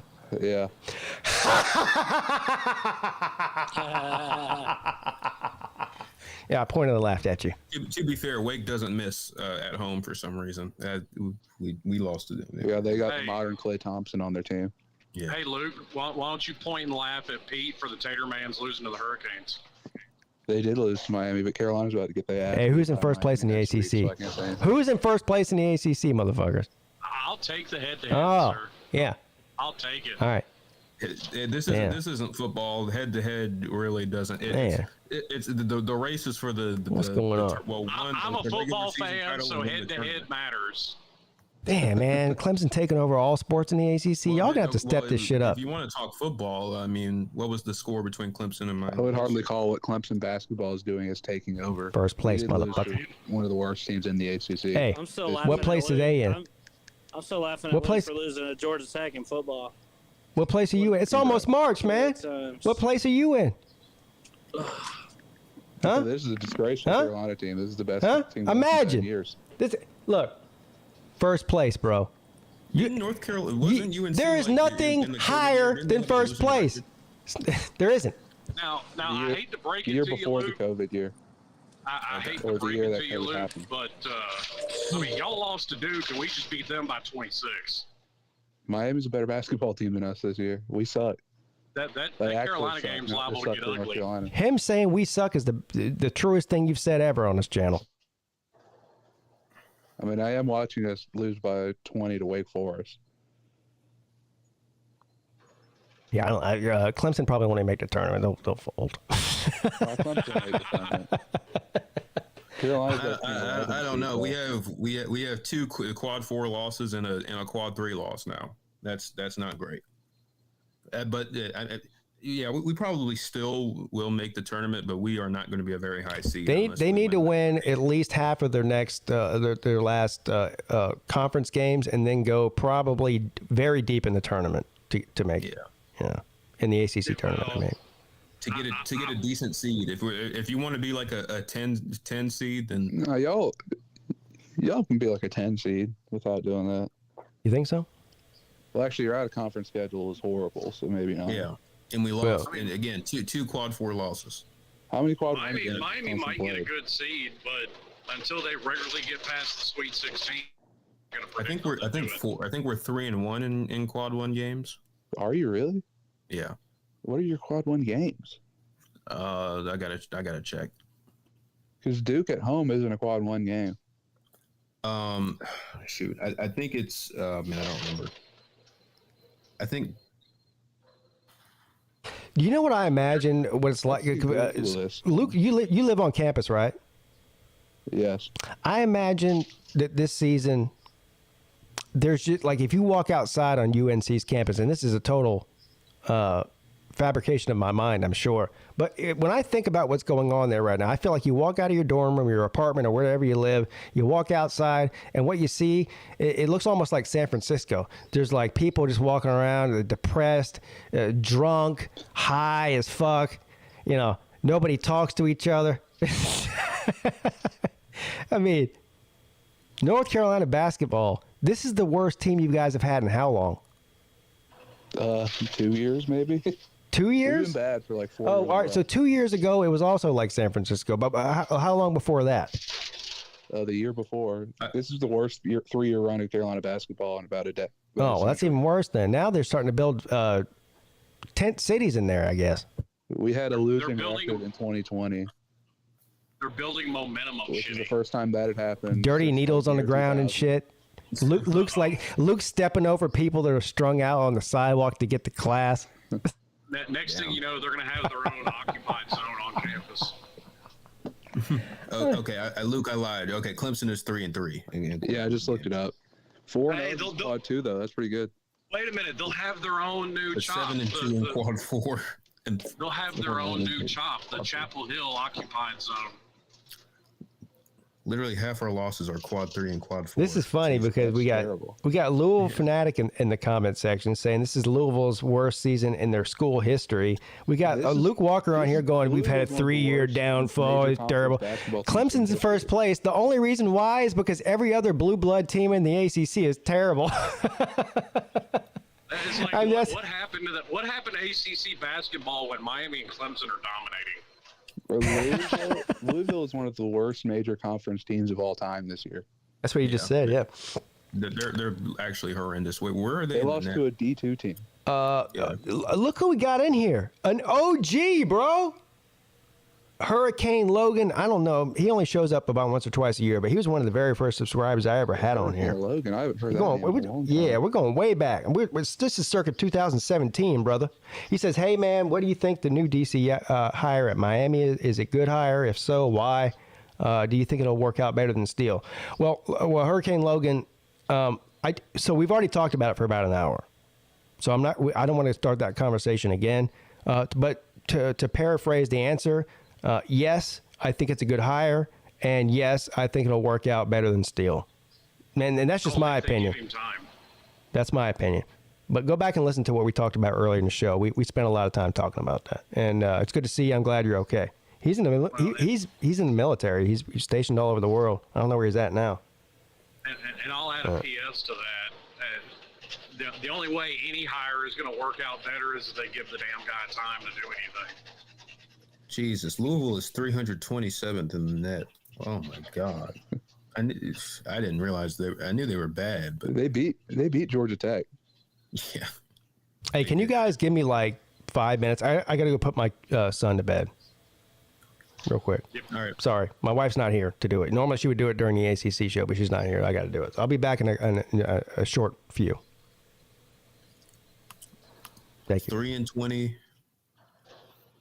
0-6 on the road. 20. That's so bad. 0-3 and Notre. 3-11 at home. That is really hard to do. Big mistake, Pete. It's the Sea Dog show now. As soon as Pete takes off, Sea Dog pipes up. Freaking first order of business is banning all basketball talk. Oh! Banning all basketball talk.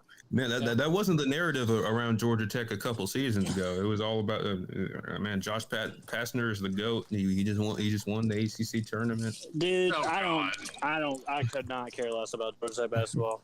I watched like one game that season. Like, I mean, Georgia Tech didn't learn from Memphis's mistake with Josh Pastner. Jesus. I just don't even.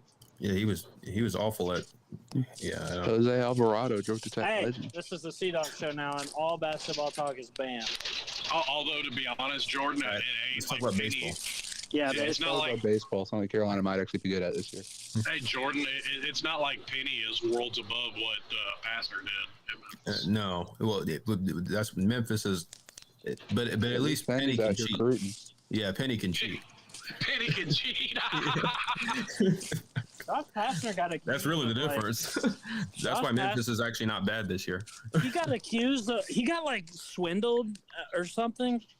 Have you heard of this? It happened like he got like scammed by some people, and it was like this big thing, and turns out that he it wasn't his fault, but he got like, I don't know, he got like extorted for some money or something. No, I didn't hear about that. Yeah, it happened recently. But I don't know. Well, that's what happens when he you needs go. all the money he can get, considering he's probably getting fired soon. Yeah, I mean, it doesn't surprise me considering, he's going places behind John Calipari. Yeah. I don't know. He's at least 7 steps behind John Calipari for recruits. Yeah, totally. Oh, I know, but I'm just saying it doesn't surprise me he got swindled when he's falling behind places that John Calipari's been. Kentucky's another disappointing team. All the blue bloods suck this year except Kansas. Yep. Because Bill Self is cheating. First order of business is all basketball. So you're telling me the other blue bloods aren't cheating, but Bill Self is? Well, Bill Self manages to get caught every other year. Well, then what are we allowed to talk about, C-Dog? I command you to stop talking about basketball at once. What are we allowed to talk about, C-Dog? Let's talk about how Georgia Tech is going to finish last in the ACC in baseball. Can any of you see the comments? I want to know what Nate was saying. Why is he so horny? What Nate was saying? All Nate talks about is hitting people with his hammer. He changed his name to Nate's Ready and Hard. Oh my God, dude. Oh Lord. Let's talk about he's going to what does he think he's going to do at the Slav Olympics, man? Well, I mean, he's showing up dressed up as a Hooters waitress, so God only knows. That was funny. That's like an automatic win for the costume contest. I don't know. Like I said, not if I have anything to say about it. Are you going Nacho Libre again, or what? No, I'm upgrading it. I did a serious upgrade to it. Okay. Well, I'll have to see. Hooters waitress is pretty hard. Is Nate actually going as a Hooters waitress? Yes. Oh, he showed everybody the costume that he bought. If he wants to be the immediate favorite for the costume contest, then he will. Yeah. I'm just wondering how many socks he's going to stick in the shirt. Is he going to go Luke- A cup or is he going to go full double D? Luke and Jordan, are you going to the Sub Olympics? If you're not, then what the fuck? Jordan really has no excuse. It ain't that far away. Well, it depends. I might actually have an excuse. I don't know what's going on that weekend. Why would you have an excuse? Why would you want to have an Well, excuse? he is still in school. Yeah. You should find a way to go instead of finding a way not to go. Well, Jordan Yeah, needs to be there professors love because this Jordan Doing a job. Jordan- Jordan needs to be there because he come and hung out with us when we went to the Clemson game, and Jordan's awesome. Yeah. And what's Yeah, this I I did- hear about Tiger Baskin's not coming? Yeah, apparently he doesn't have the money. This is bullshit. Well, I mean, I understand if somebody ain't got the money to go. Yeah. I suppose. I don't know.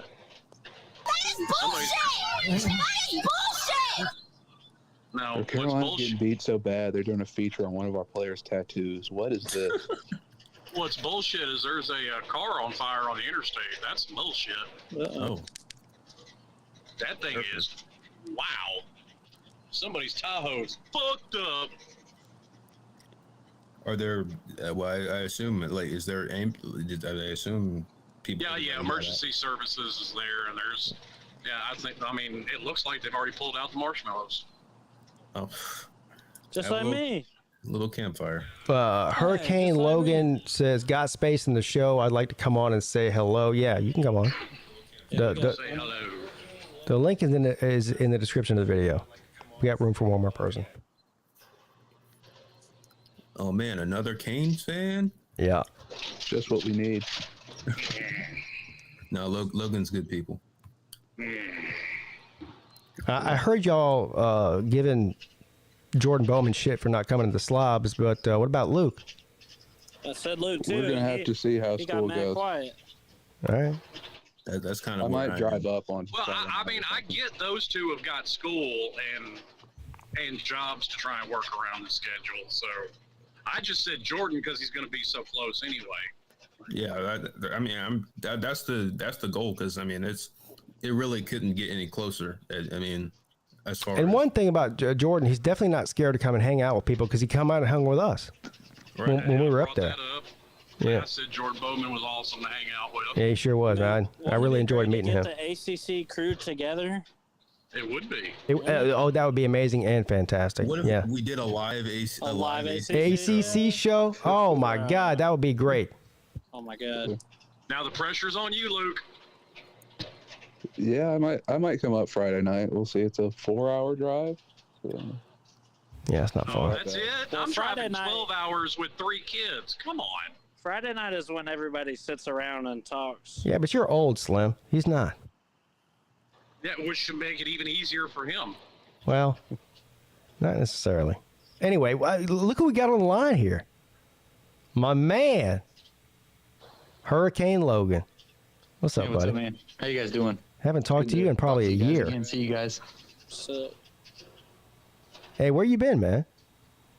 Like, I'm not talking about. I'm not talking about YouTube. I'm talking about in life. Oh, in life, honestly, I really got away from social media for a while and tried to change up my priorities and just get after things that are going to help make me better. So you relapsed?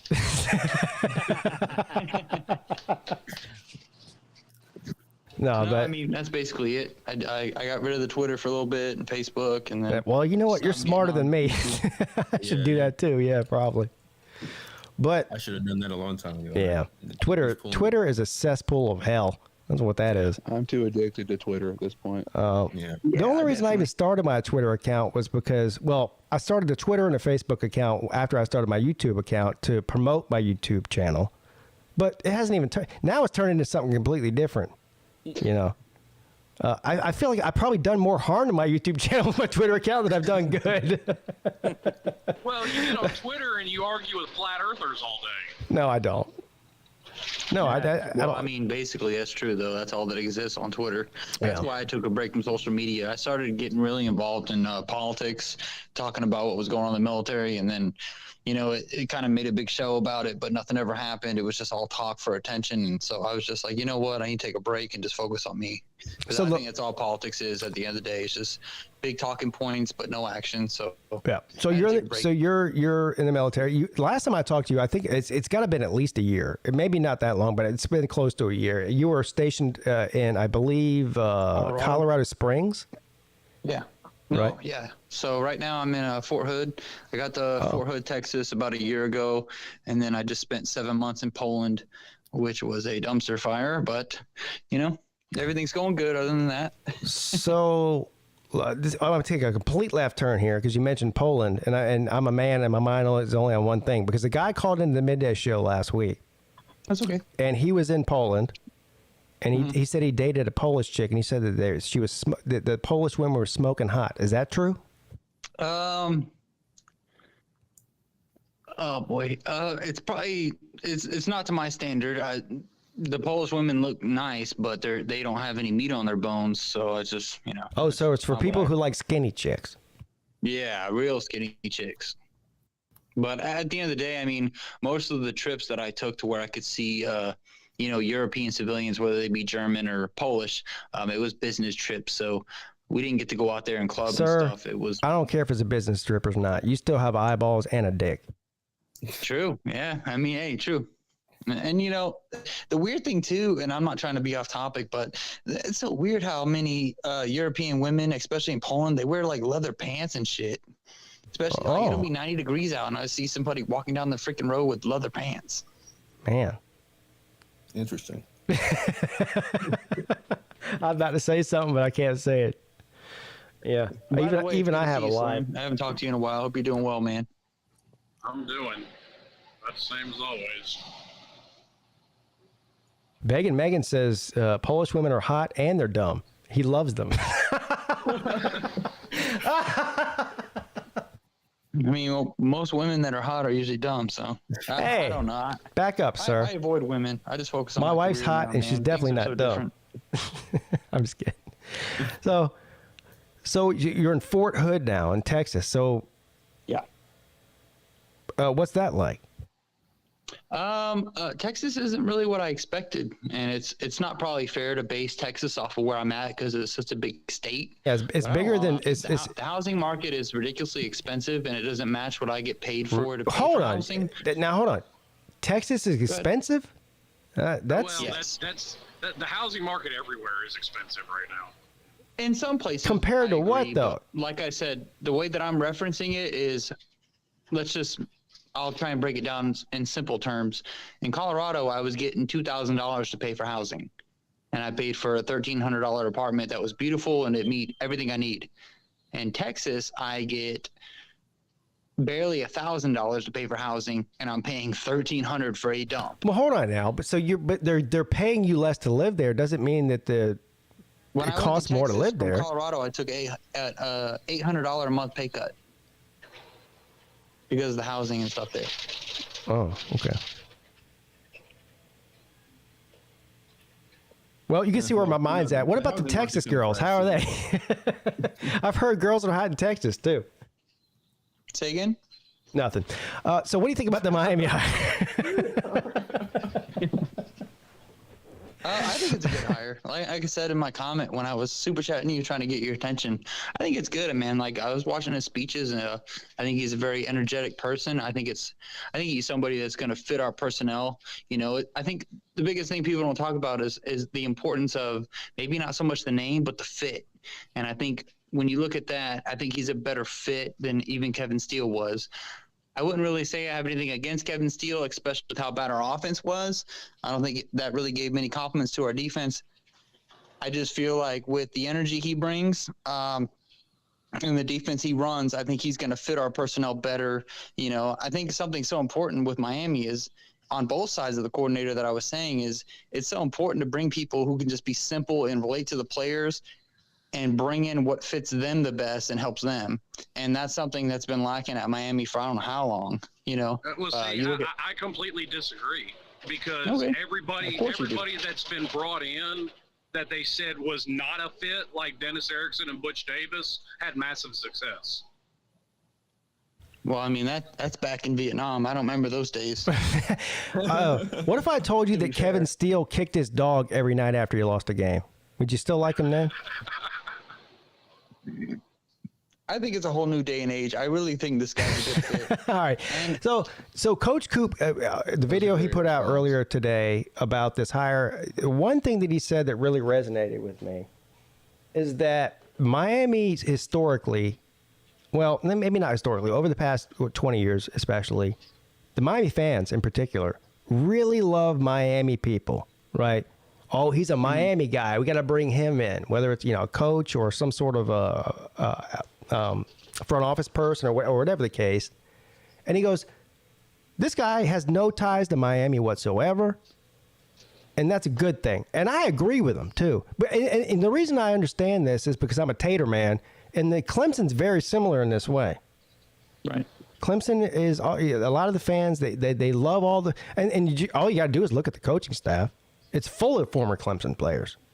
And that's fine if they work out. But that doesn't mean, if you look, as far as Clemson's concerned, some of the best hires, maybe the best hires that Dabo Swinney's ever made at coordinator position, even at some assistant positions, is people who don't have ties to Clemson.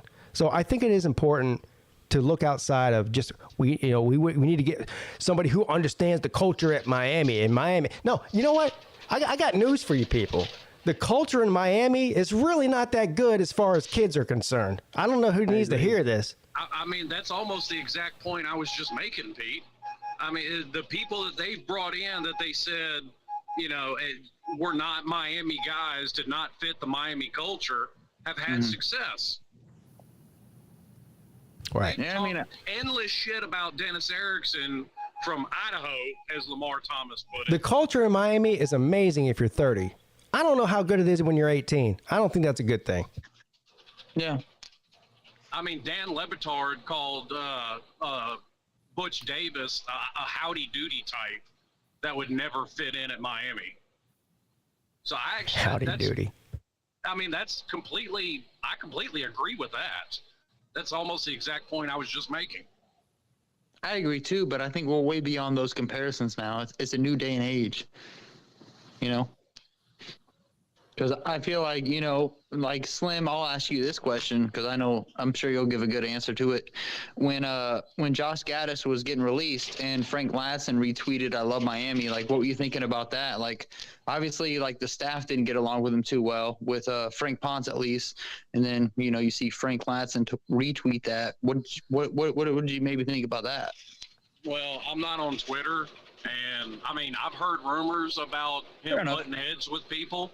And I take that with a grain of salt because that's all it is rumors. And we'll never actually know. But I've maintained the same thing for 6 years on YouTube. Outside of a big off-the-field scandal or them going 0-12, there is absolutely no reason to fire anybody year one. I've been meaning to ask you this, Slim, because you're confusing to me. And that's a good thing, by the way, because I can't quite figure you out as far as a fan perspective goes. So where do you stand? Like right now, as we sit here on February the 7th, 2023, where do you stand? What's your opinion on the program, where they are now and where they're headed? Are you optimistic, pessimistic, somewhere in between? I mean, I can't get a read on you. You're all over the place. Somewhere in between. Like I said, I agreed with you earlier. I think the DC hire is an upgrade. I got nothing against the guy, and you can't argue the numbers that he put up at Marshall. So you're cautiously optimistic, I think, is what you're saying. Well, like super cautious, like so cautious that you won't go outside. There's people who are scared to go outside of their house because they have some sort of phobia of being in public. So you're like that, but in a Miami shirt. I'll put it like this: I don't think they're going to make a bowl game again this year. Oh, damn! That's definitely not optimistic. So I changed my definition of you: cautiously pessimistic. I don't agree with that. I've maintained this the entire time. The constant turnover is the problem. And until they decide to stop doing it, they're going to continue to get what they have gotten. Well, I agree with you, but they didn't choose for Kevin Steele to deflect from Cristobal and run to Saban. He did that on his own. And I think you'll see the team get better over the year, especially on defense, because I think, like I said, that's an upgrade.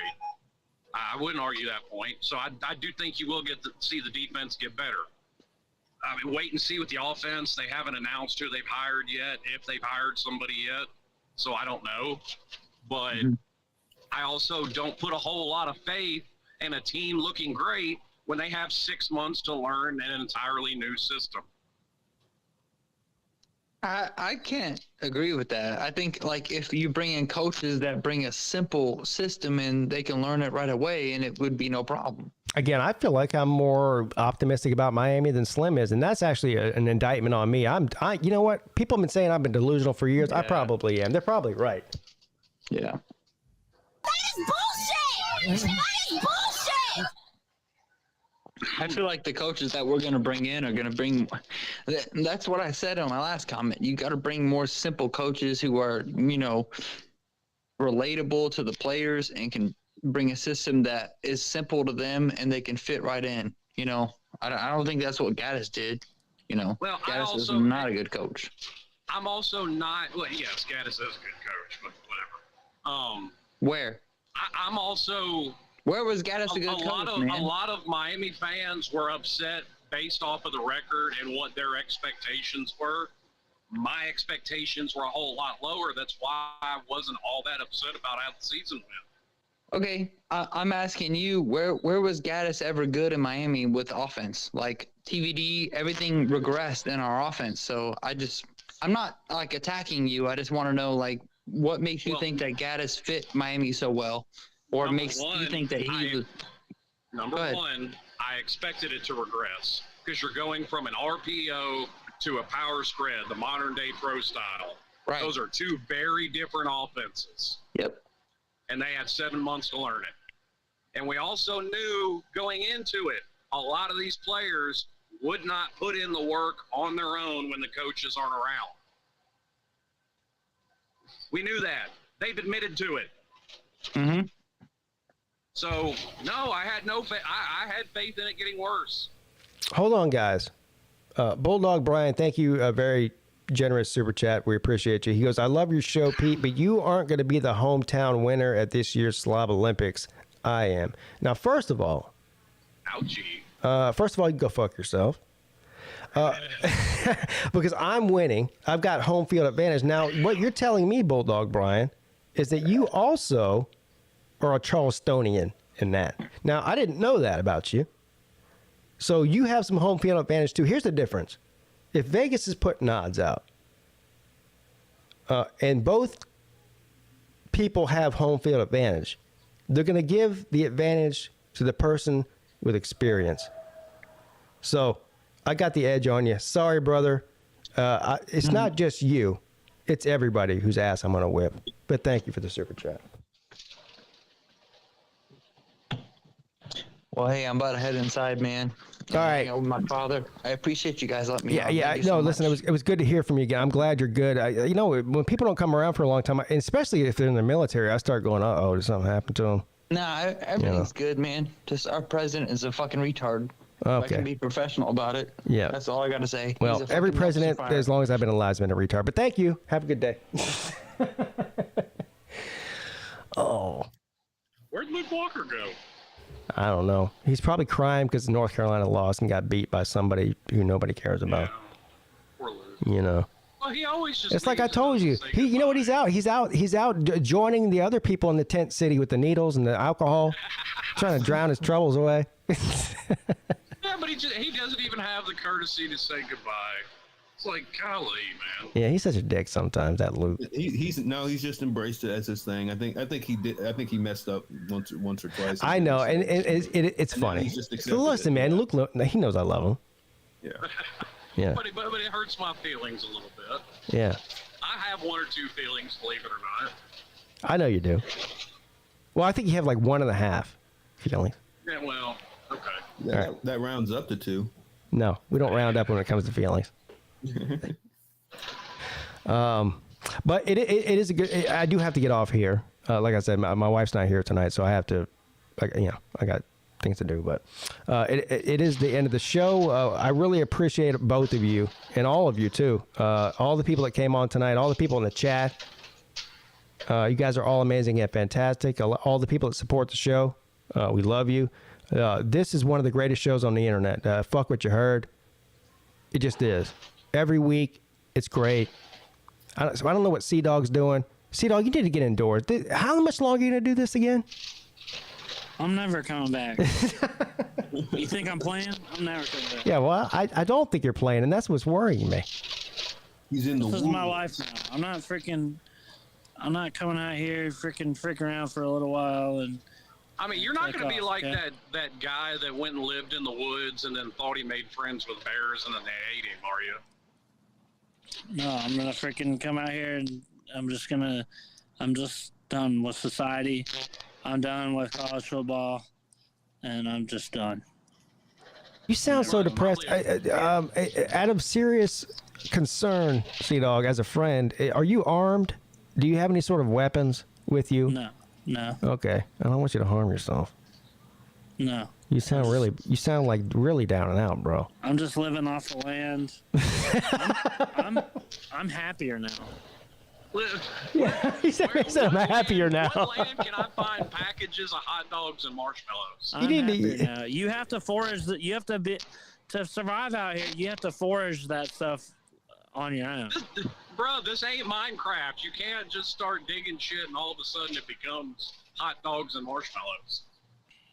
Well, I mean, maybe you're just not as good of a survivalist as me. I don't know. Well, maybe not. I can show you some tests if you'd like. If you can find me. If you can get a picture of, I know you put up that fake picture of you fighting a bear. If you can get an actual picture of a Sasquatch, that would be amazing and fantastic. That picture of me fighting the bear was not fake. Oh. What are you talking about? Now, if you're going to get the picture of Sasquatch, can we request it be in focus for a change? Every picture we get's out of focus. Yeah, kind of like the moon. Uh-oh. The best I can do is blurry and far away. Okay. Uh-oh, Jordan. Every picture of the Earth from the moon, blurry, not real, CGI, kind of like a Sasquatch. All right, I gotta go. Thank you, Slim Shady Canes. Of course, love you, bro. Yes, sir. Thank you for stopping on. We'll see you next time. Thank you, Jordan Bowman. Tater man, sing it with me. Does whatever a tater can. Run down the hill, rubs the rock. The dirty Gamecocks can suck Peete and Jordan cock. Look out! Both of ours. Here comes a tater man. All right. Awesome. All right. Love you, Jordan. See you next time, brother. Thanks for stopping in. Love you too, Pete. All right. All right. Sea Dog, we're the last standing. Well, Okay. I don't know how much longer you're going to be standing. You're going to get eaten by something out there. You know what? I'll accept it as. You got bear spray, bro? I'll accept it as the circle of life. And I don't need bear spray when I have these hands right here. Bam. These hands. That's right. Bam. Oh, gee. You almost burned your entire camp down at the beginning of the stream. Yeah. Hey, look. Go back to civil. You don't have to go get a gun or anything like that. Just go get a fire extinguisher, at least. At the very least. A bucket of I'm water. worried about you. A bucket of water. That thing jumped out at me. My freaking leg got burnt. Yeah, no shit. We saw that. There was a full-blown fire going on out there. It hurts, man. Yeah. You burned all the hair off your leg. Yeah. Yeah. About started a fire. Yeah. Yeah. All right, guys. Listen, it's been great. Another amazing and fantastic episode of the ACC show. No cap, as the kids say these days. No cap. So anyway, we'll see you guys. I'll be back tomorrow morning at 11 a.m. for the midday show. You got anything to promote, Sea Dog? Well, I guess you can't promote anything. You're out in the woods. Yeah. Just look out for my little brother. He's making videos now, so be checking that out. Yeah, look out for that. All right, everybody. Have a great night. I'll see you tomorrow. We love you, and good night.